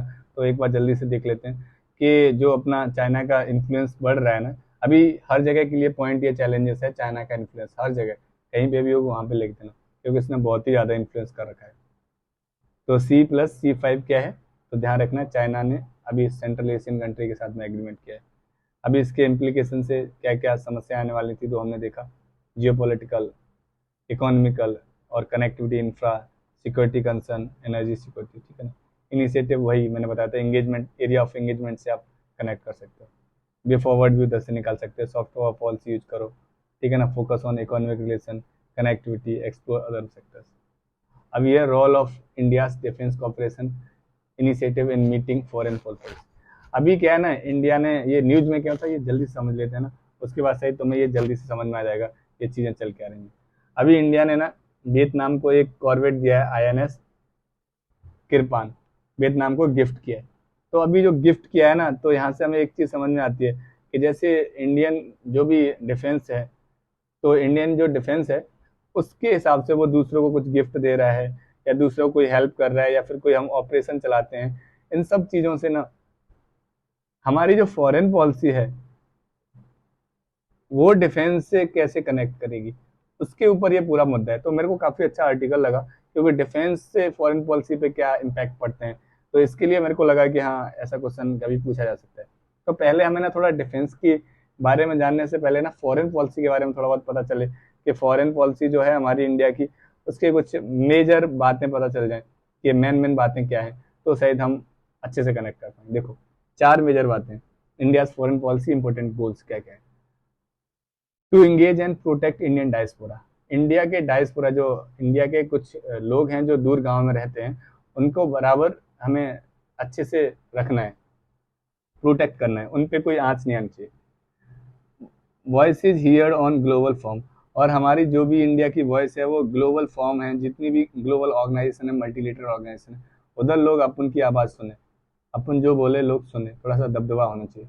To create an external environment conducive India include, अभी जो हमारा डेवलपमेंट है वो थोड़ा सा एनवायरनमेंट रिलेटेड होना चाहिए, एनवायरनमेंट कंडीसिव होना चाहिए, जिससे हमारा एनवायरनमेंट सेव हो, और हमने जो प्रोमिस किए हैं 2070 तक जीरो कार्बन, तो ये सब माल हो जाए, क्योंकि हमने जो वादे किए हैं पूरे होने चाहिए, क्योंकि हम कोई वो सोना बाबू नहीं है, तो हो ना हो तब भी कोई फर्क नहीं पड़ता।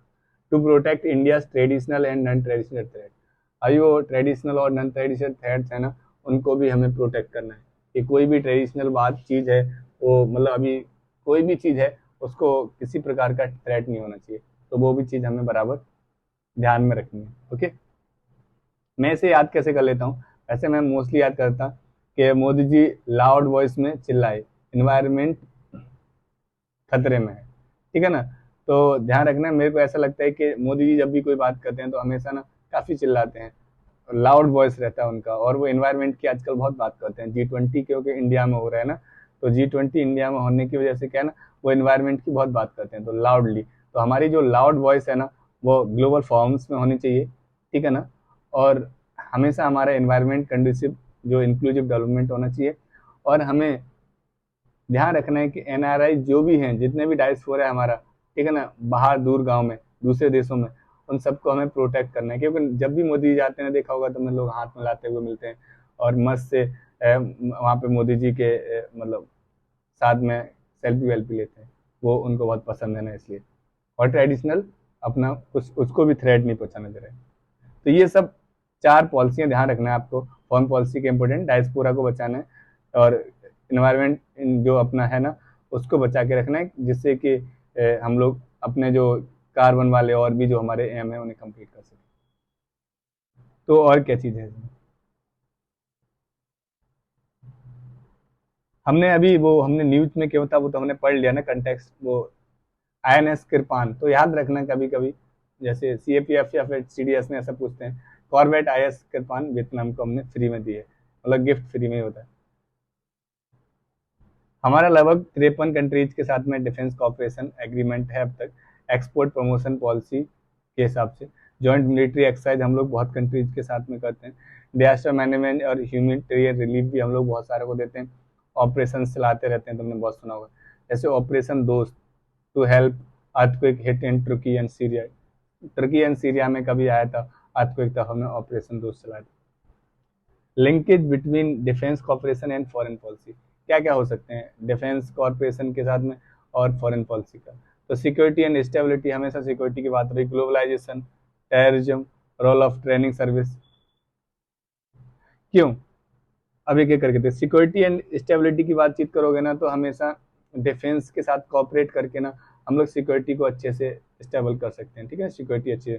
ग्लोबलाइजेशन में भी काफ़ी डिफेंस का हाथ रहता है, क्योंकि एक्सटर्नल फैक्टर्स बहुत सारे होते हैं ना जो मतलब इंडिया की इकोनॉमी को या फॉरेन पॉलिसी को इम्पैक्ट करते हैं।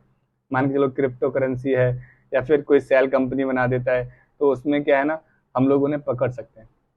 टेररिज्म, तो फिर टेररिज्म से हमारा फॉरेन पॉलिसी इम्पैक्ट होता है, तो उसको खत्म करने के लिए हमें डिफेंस की जरूरत होती है, emerge as a one of the primary threat, तो हमें डिफेंस की हेल्प चाहिए। रोल ऑफ ट्रेनिंग सर्विस, हम लोग का जो आर्मी है ना या डिफेंस के जितने भी इंस्टीट्यूट्स हैं वो ऐसी मस्त तालीम देते हैं कि लोग फिर सीधे जाके मलेशिया या कहाँ के प्राइम मिनिस्टर बन जाते हैं। अपने यहाँ कोई नहीं बना वो अलग बात है, लेकिन हम लोग का एक एग्जाम्पल है, हम लोग ने ऐसी तालीम दी थी बाई भी तुन हुसैन बिन ओन को, कि वो मलेशिया के प्राइम मिनिस्टर बन गए थे, तो तालीम देने में अपन लोग एकदम मस्त है। जवाब पावर पॉलिटिक्स, अपन का डिफेंस अच्छा होता है, जैसे USA का, तो थोड़ा सा पॉलिटिक्स में पावर पॉलिटिक्स होती है, लोग थोड़ा दबते हैं, अंडरवर्ल्ड में लोग इज्जत करते हैं।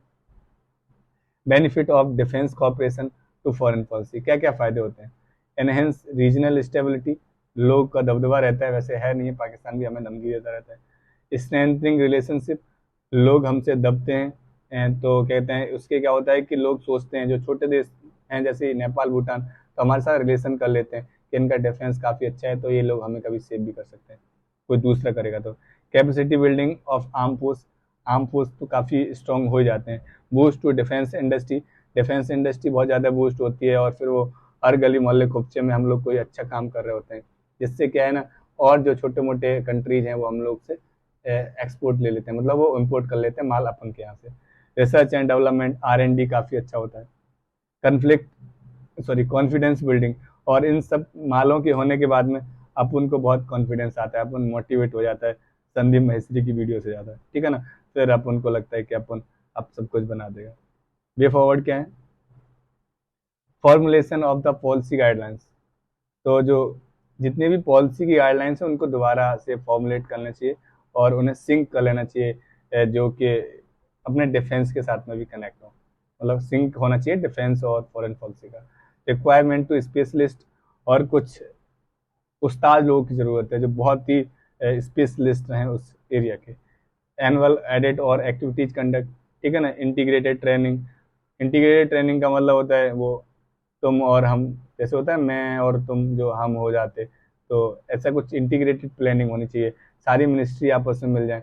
अभी डिफेंस मिनिस्ट्री, एक्सटर्नल मिनिस्ट्री, कोई होम मिनिस्ट्री, अलग अलग चीज़ों के अलग अलग काम है, तो वो सबको एक साथ मिलकर काम करना चाहिए, जिससे कि चीज़ें एक साथ हों। अभी पता चलता है कि एक ने कुछ और कह दिया, एक ने कुछ और कह दिया, फिर फाइनल कंक्लूजन ही नहीं कुछ हो पाता है, तो ये सब काम कर लेना चाहिए। तो ये काफ़ी अच्छा आर्टिकल था, तो आप ध्यान रखना है कि कैसे कैसे डिफेंस हेल्प कर सकता है हमारी फॉरेन पॉलिसी को। 25 years of universal declaration of human rights, मेरे को बहुत इंपॉर्टेंट लग रहा है, मोस्ट इंपॉर्टेंट क्वेश्चन। अब ये मेंस के लिए तो नहीं लग रहा मेरे को, लेकिन पीटी के लिए लग रहा है। पीटी में ऑलरेडी 2 क्वेश्चन पूछे जा चुके हैं, जो क्या कहते हैं universal declaration of human right है, 2 क्वेश्चन ऑलरेडी पूछे जा चुके हैं। और क्या कहते हैं, मेरे को लगता है कि शायद 75 ईयर हुए हैं, तो इस बार शायद पूछा जाए फिर से पीटी में। लेकिन मेंस में पूछा जाएगा कि नहीं, क्योंकि मेंस लाइक कुछ ऐसा माल है नहीं। आप जानते हैं 75 साल हो गए इसको। थीम क्या है? Dignity, freedom and justice for all. हमेशा अच्छा ही होगा, डिग्निटी सबको मिले, फ्रीडम मिले और जस्टिस भी सबको मिलना चाहिए। हमेशा इसका ऑब्जेक्टिव क्या रहता है? इक्वलिटी, जस्टिस एंड अकाउंटेबिलिटी, यही हमेशा इसके रहते हैं। Human rights and UNDR, human rights और united declaration of human right जो है ना, इनमें क्या है? These universal rights are inherent to all, ये मतलब सबको इनहेरेंस में मिलते हैं। जैसे मान के लो आप बॉर्न हुए, आपको ये राइट मिल गए, जरूरत नहीं है एक्वायर करने की। They range from, mostly they fundamental rights हैं, और फंडामेंटल राइट्स के अलावा भी बहुत सारे राइट्स हैं, सच एज देखो food, education, work, health and liberty. इसको हम लोग ना अंडरलाइन कर लेते हैं क्योंकि हमें याद रखना है। ये फिर से देखो, food, education, work, health and liberty. अभी यहाँ पे ना मेरे को 2 बातें पूछनी है तुमसे। एजुकेशन की बात ना अपनी DPSP में की गई है ना, ध्यान रखना है। वर्क की बात भी कहाँ? DPSP में की गई है। फूड की बात फंडामेंटल राइट्स में की गई है, आर्टिकल 21, ठीक है ना। उसमें आपको लाइफ की बात होती है, तो लाइफ में फूड आता है। हेल्थ की बात हम लोगों ने देखा है ना, हेल्थ की बहुत सारी जगह बात की गई है, आर्टिकल 21 में भी बात की गई है, 47 में भी क्लीन इन्वायरमेंट की बात की गई है। लिबर्टी की बात, लिबर्टी की बात कहाँ की गई है? लिबर्टी की बात की गई है प्रियम्बल में। अब चीजें ध्यान से रखो कि यहाँ पे हमने क्या देखा है कि फूड की बात फंडामेंटल राइट्स में, एजुकेशन की बात इधर की गई है, DPSP में एजुकेशन की बात एक जगह और की गई है। फंडामेंटल ड्यूटी जो 11वीं ऐड की गई है वो किस पे? एजुकेशन की बात की गई है। तो हमें फंडामेंटल ड्यूटीज में भी मिलते हैं, ये फंडामेंटल राइट्स में मिलते हैं, DPSP में मिलते हैं, DPSP में मिलते हैं और प्रियम्बल में मिलते हैं। अब इन बातों को ना आप बहुत अच्छे से याद रख लेना कि जो आपके यूनिवर्सल राइट्स हैं वो कहाँ कहाँ मिलते हैं अपने कॉन्स्टिट्यूशन में। ये जो मैंने इधर इसीलिए बाद में लिखा था क्योंकि मैं आपको अच्छे से याद करवा सकूं, जिससे कि हमारे सारे क्वेश्चन सॉल्व हो जाएं। तो ध्यान रखना है, फूड की बात फंडामेंटल राइट्स में की गई है, एजुकेशन की बात DPSP, एजुकेशन की बात फंडामेंटल ड्यूटीज में की गई है, 11th फंडामेंटल ड्यूटी ध्यान रखना। ओके, ये जो आपका 6 साल से 15 साल का बच्चा है उसको पढ़ाना जरूरी है। हेल्थ की बात हमारे DPSP में भी की गई है, ठीक है ना। और लिबर्टी की बात हमारे प्रियम्बल में की गई है कि सबको लिबर्टी मिलना चाहिए। ये सारे राइट लीगली बाइंडिंग नहीं होते हैं, ध्यान रखना। ये जो राइट्स हैं वो लीगली बाइंडिंग नहीं है। तो ये अपनी कुछ बातें। और कौन से राइट्स हैं तो ध्यान रखना, free and equal dignity and rights, सबको फ्री और इक्वल डिग्निटी एंड राइट्स हैं। स्लेवरी नहीं कर सकते, सब्जेक्ट टू टॉर्चर कभी भी बर्दाश्त नहीं होगा, इक्वल बिफोर द लॉ, ठीक है ना। सारे के सारे लोग इक्वल हैं before the law. No one shall be subjected to arbitrary arrest, detention, exile, अपना आर्टिकल कॉन्स्टिट्यूशन में। Economic, social and cultural right, DPSP बात कर रहा है, arbitrary interpretation with his privacy, fundamental rights की बात कर रहा है। तो जहाँ तक इसे ना, इन्हें ना जब भी इन्हें पढ़ोगे ना आप, तो इसे अपने कॉन्स्टिट्यूशन के साथ कनेक्ट करके देखो। फिर क्या है ना, ऐसे तुम इसे यूज करते हो ना, तो तुम्हें पता चलेगा पीटी में मस्त स्कोर कैसे कर लेते हैं। मेरा हमेशा स्कोर देख के लोग चौंक के जाते हैं, क्योंकि मैं अलग पढ़ता हूँ लोगों से, चीजें वही लेकिन तरीका अलग होता है। अभी लोग इनसे पढ़ के चले जाएंगे, लेकिन मैं देख रहा हूँ कि जो ये राइट्स हैं ये हमारे कॉन्स्टिट्यूशन के साथ कैसे कनेक्ट कर रहे हैं। तो वो देख लो आप कि जैसे ये डीपीएसपी के साथ कर रहा है, प्रियम्बल के साथ कर रहा है, या ये कौन से आर्टिकल के साथ कर रहा है। तो मैंने ये सब बता दिया, लेकिन फिर भी आपको एक बार ऐसे ही पढ़ना चाहिए। सिग्निफिकेंस क्या है? स्ट्रेंथिंग ह्यूमन राइट्स को काफी अच्छा करता है, सिटीजन्स को स्ट्रेंथ करता है, यूनिवर्सल रिकॉग्निशन प्रोवाइड करवाता है, economic, social, political and cultural. Challenges क्या है ह्यूमन राइट्स के लिए? वो पॉवर्टी, बहुत गरीबी है, हमने देखा, क्लाइमेट चेंज से रिलेटेड समस्याएं, वॉर कन्फ्लिक्ट हो रहे हैं, टेररिज्म हो रहा है, लोग मर जाते हैं बिन मौत, फूड इनसिक्योरिटी है, लोग भूखे सोते हैं, वुमेन्स राइट है, वुमेन के तो राइट बहुत ज़्यादा समस्याएं हो रही हैं, वो 34% उन्हें कम वेजेस मिलता है। रेशियल, एथनिक, रिलीजियस हेटरेड है। अभी देखा था तुमने, एग्जाम्पल था एथनिक रिलीजियस के ऊपर, एक ब्लैक को लास्ट ईयर शायद वहाँ पे क्या कहते हैं, जॉर्डन करके कुछ नाम था उसका, जॉर्डन, यूएस में। LGBTQ राइट्स प्लस वायलेंस, अथॉरिटियन रिलीम्स, तो ये सब समस्याएं हैं, ठीक है ना। अभी ह्यूमन राइट्स को प्रोटेक्ट करने के लिए बहुत सारे मैकेनिज्म, क्या हमें इन्हें याद करना चाहिए? तो मेरे को लगता है कि नहीं, एक बार आपको पता हो तो ठीक है। ह्यूमन राइट काउंसिल है, human right and UN system है, यूएन पीस कीपिंग है, रेस्पॉन्सिबिलिटी टू प्रोटेक्ट है, नेशनल ह्यूमन राइट इंस्टीट्यूशन है। एक बार इससे जल्दी से हम रिवाइज करते हैं, फिर आगे बढ़ते हैं। तो 75 ईयर्स हुए universal declaration of human rights को। तो ह्यूमन राइट्स कौन से हैं? तो ये हमने सारे पढ़े, और कुछ हमने ये पढ़े, और हमने इन्हें कनेक्ट करके देखा कि हमारे कॉन्स्टिट्यूशन के साथ में ये किधर किधर कनेक्ट होते हैं, क्योंकि हमें पीटी के क्वेश्चन सॉल्व करने हैं। थीम क्या था? Dignity, freedom and justice for all. इसके सिग्निफिकेंस हमने देखा, क्योंकि ह्यूमन राइट को स्ट्रेंथन करता है सिटीजन्स को, और ये सब चीज़ें। और दिक्कतें क्या भाई? गरीबी दिक्कत है, क्लाइमेट चेंज दिक्कत है, वॉर कन्फ्लिक्ट दिक्कत है, फूड सिक्योरिटी दिक्कत है, औरतों की अलग दिक्कत है। तो वही अपने टेम्पलेट्स में से निकालोगे, 3-4 चीज़ें निकल जाएंगी। तो यही सारा था। अब इसमें से कुछ क्वेश्चन आए पीटी में, तो PYQ हम जल्दी से देख लेते हैं और खत्म करते हैं। एक आर्टिकल बचा है। Other than fundamental rights, which one of the following part of the constitution of India reflect principle and provision of the universal declaration human rights. अब ये पूछ रहा है कि फंडामेंटल राइट्स को हटा दो, वो तो राइट्स ही हैं, तो वो तो अपने आप ही पता चल जाता है कि फंडामेंटल राइट्स में ये लोग आए हुए हैं, क्योंकि ये भी कुछ फंडामेंटल राइट्स हैं। बाकी कहाँ पर, कौन से पार्ट में पूछ रहे हैं? Part of the following part of the constitution of India reflect, कहाँ पे रिफ्लेक्ट करते हैं यूनिवर्सल जो डिक्लेरेशन ऑफ ह्यूमन राइट है? तो प्रियम्बल, हाँ भाई अभी तो हमने देखा है। डीपीएसपी, हाँ देखा है। फंडामेंटल ड्यूटी, हाँ देखा है। तो आंसर क्या हो गया? 3। अभी कहाँ देखा था? ये देखो, सब मैंने बताया था ना। फूड, FR की बात करता है। एजुकेशन डीपीएसपी में भी है, फंडामेंटल डीपीएसपी में भी बात की जाती है कि उसको पढ़ाना है। फंडामेंटल ड्यूटी में बात की जाती है, और क्या कहते हैं, प्रियम्बल में बात की जाती है लिबर्टी की, ठीक है ना। तो सिंपल था ना, हमने थोड़ा सा पढ़ने का तरीका चेंज कर दिया, उसको थोड़ा थिंकिंग करने लगे, और हमारा क्वेश्चन बिना कुछ करे ही सही हो गया। मतलब 2020 में आया हुआ क्वेश्चन है, समझ रहे हो आप। तो कहाँ पे आपको पता है, प्रियम्बल में है, डीपीएसपी में, फंडामेंटल ड्यूटीज में। नेक्स्ट क्वेश्चन देखते हैं, 2011 में आया था ये। Consider the following: right to education, right to equal access public service, right to food, which of the following human right under the universal declaration of human right. पहली बात कि सारे फंडामेंटल राइट्स मोस्टली अपने इसमें आते हैं, ठीक है ना, universal declaration of human right में। तो राइट टू एजुकेशन अभी तो हमने पढ़ा है, एजुकेशन डीपीएसपी और क्या कहते हैं फंडामेंटल ड्यूटीज में है, तो ये तो है भाई, ये पहला है, तो ये वाला गलत हो गया। अभी पूछा है right to equal access to public service, हाँ आर्टिकल 16 यही कहता है सबको बराबर पब्लिक सर्विस, मतलब सरकारी नौकरी का सबको अधिकार है। आर्टिकल 16 यही कहता है ना, तो दूसरा भी सही है, तो ये भी गया, ठीक है ना। अभी पहला है, दूसरा है, तो तीसरा क्या? राइट टू फूड, अभी तो हम पढ़े आर्टिकल 21 भी राइट टू फूड की बात करता है, ये भी सही है, ठीक है ना। तो आपने सही से थोड़ा सा पढ़ा और ये सारे हो गए। अब देखो, जब भी कोई universal declaration of human rights से आर्टिकल आप पढ़ो या कोई नोट्स पढ़ो ना, तो उसमें केवल इन राइट्स को ही पढ़ना है आपको, और इन राइट्स पे पढ़ते वक्त ना हमेशा ये ध्यान देना है आपको कि भाई ये किधर किधर यूज हो रहे हैं अपने यहाँ पे, ठीक है ना। तो अपने आप ही आपको ये सारी चीज़ें समझ में आ जाएंगी। चाहो तो आप इसका स्क्रीनशॉट लेके ना आप इजीली बाद में रिवाइज और अच्छे से कर सकते हो। चैलेंजेस क्या है? बी फॉरवर्ड, सॉरी, प्रोटेक्टिंग, ठीक है ना, ध्यान रखना है, protecting and empowering individuals, building, ठीक है ना, safeguarding fundamental freedoms, promoting a global system, collective responsibility, human right, education, यही सब वे फॉरवर्ड है। लास्ट आर्टिकल है आज का अपना, जो यूनेस्को है ना उसके ऊपर है।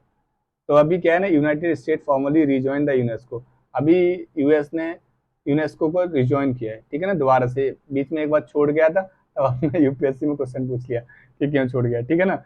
आफ्टर 5 ईयर ये फिर दोबारा से आ गया है, तो क्यों छोड़ा वो सब बातें हम जानेंगे। पहले थोड़ा यूनेस्को को जान लो, United Nation education scientific and cultural organisation, इसका वो हेडक्वार्टर है पेरिस में, फ्रांस में। अबाउट ये कंट्रीब्यूशन क्या करता है, ठीक है ना, आपको ध्यान रखना है कितने कंट्री, ये जरूरी नहीं है जानना, लेकिन ये रिपोर्ट कौन सी देता है, तो एक बार उसे अवार्ड रिपोर्ट्स को आप देख सकते हो, ठीक है ना, खोल रोक के पीटी के लिए। यूएस एंड यूनेस्को, इनके बीच की बातचीत करते हैं। Why did the US leave UNESCO 2018, क्यों छोड़ा था? तो वो 2011 में क्या था ना, halted agency funding in relationship in, okay, क्या हुआ था 2011 में उन्होंने ना फंड देना बंद कर दिया था, और फिर 2013 में USA lost is voting right over the non payment of due. 2011 में यूएसए ने पैसा नहीं दिया भाई यूनेस्को को, फिर क्या हुआ, यूनेस्को को गुस्सा आया और 2013 में उन्होंने उसका वोटिंग राइट खत्म कर दिया। तो फिर वो क्या ही गुंडा बनेगा, पैसा देता नहीं है टाइम पे, तो टाइम पे पैसा दिया नहीं, इसलिए उसका राइट खत्म कर दिया। फिर क्या हुआ 2017 में, citing bias and naming of the ancient Jews, फिर उन्होंने कहा कि ये बहुत बाइस हैं, ये है वो है करके, फिर वो 2018 में छोड़ के ही निकल लिया, क्योंकि वो ट्रम्प थे तो फिर उनको मजा नहीं आ रहा था, तो इसलिए छोड़ गया। तो मेन मुद्दा है छोड़ने का कि इसने पैसे नहीं दिए थे। अब रिज्वाइनिंग में क्या है, रिज्वाइनिंग का सबसे बड़ा जो चैलेंज है वो चाइना का इन्फ्लुएंस बढ़ रहा है, और लार्जेस्ट फंडर बन गया था यूनेस्को का चाइना, फिर वो अपने हिसाब से चीजें करने लग गया to impart role of new standards, ठीक है ना। इसके डर से क्या हुआ कि चाइना को पीछे करने के लिए यूएसए तुरंत आ गया, तो ये फिर दोबारा से रिज्वाइन करेगा। एक बार इससे पहले भी ये 2003 में छोड़ चुका था, तो फिर इसका रोज क्या है, बस हमारी प्रॉब्लम बढ़ा देता है।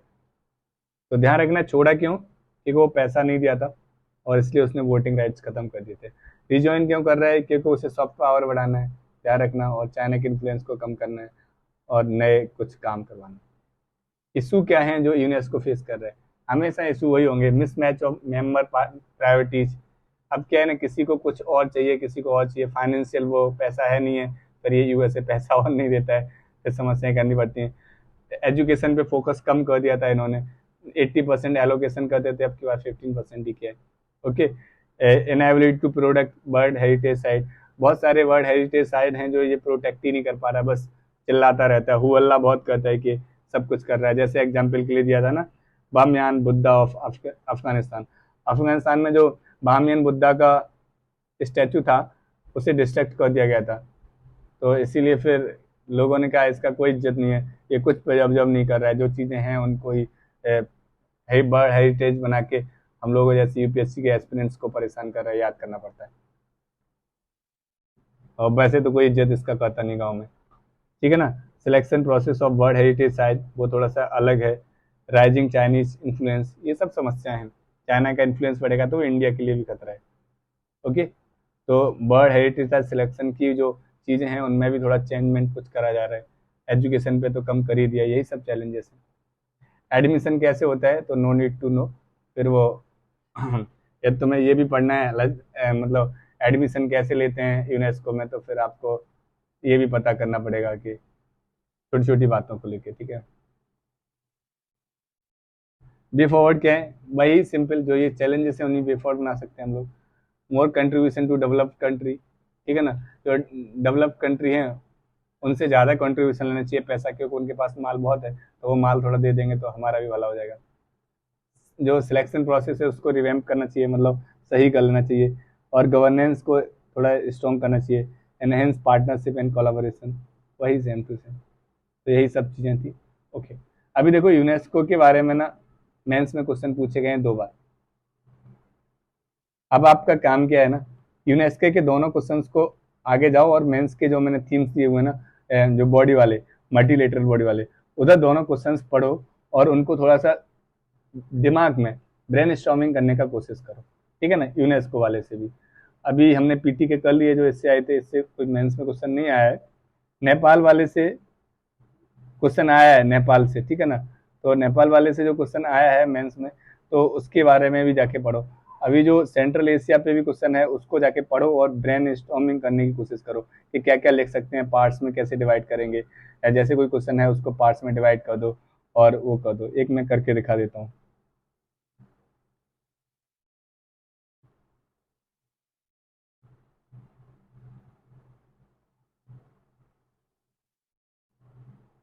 मान के चलो कोई भी है अपना, जो हमने आज पढ़ा है उसको किसी को देख लेते हैं।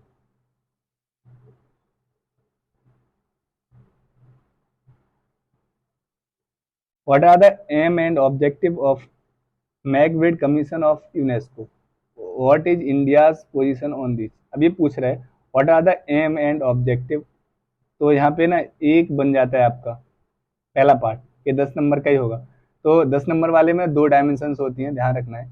10 नंबर के में 2 डायमेंशंस, 5-5 पॉइंट, और 15 नंबर वाले में 3 डायमेंशंस, 5-5 पॉइंट। ये एवरेज है, जरूरी नहीं है हर जगह 5 पॉइंट ही मिल जाए, कहीं 4 भी होंगे, 3 भी होंगे, और कहीं 5 भी होंगे, ठीक है ना।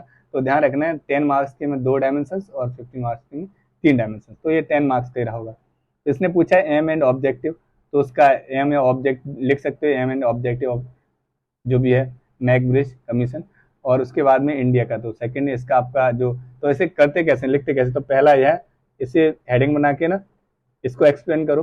सेकंड हेडिंग ये बनाओ, और इंट्रो पहले ही लिख रखा होगा, कंक्लूजन लिख दो। तो 10 मार्क्स के में 2 डायमेंशंस बना के छोड़ दो।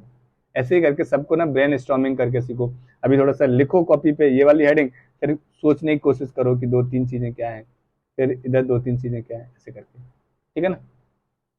थैंक यू वेरी मच, मिलते हैं फिर नेक्स्ट वीडियो में, तब तक के लिए जय हिंद, ओवर एंड आउट।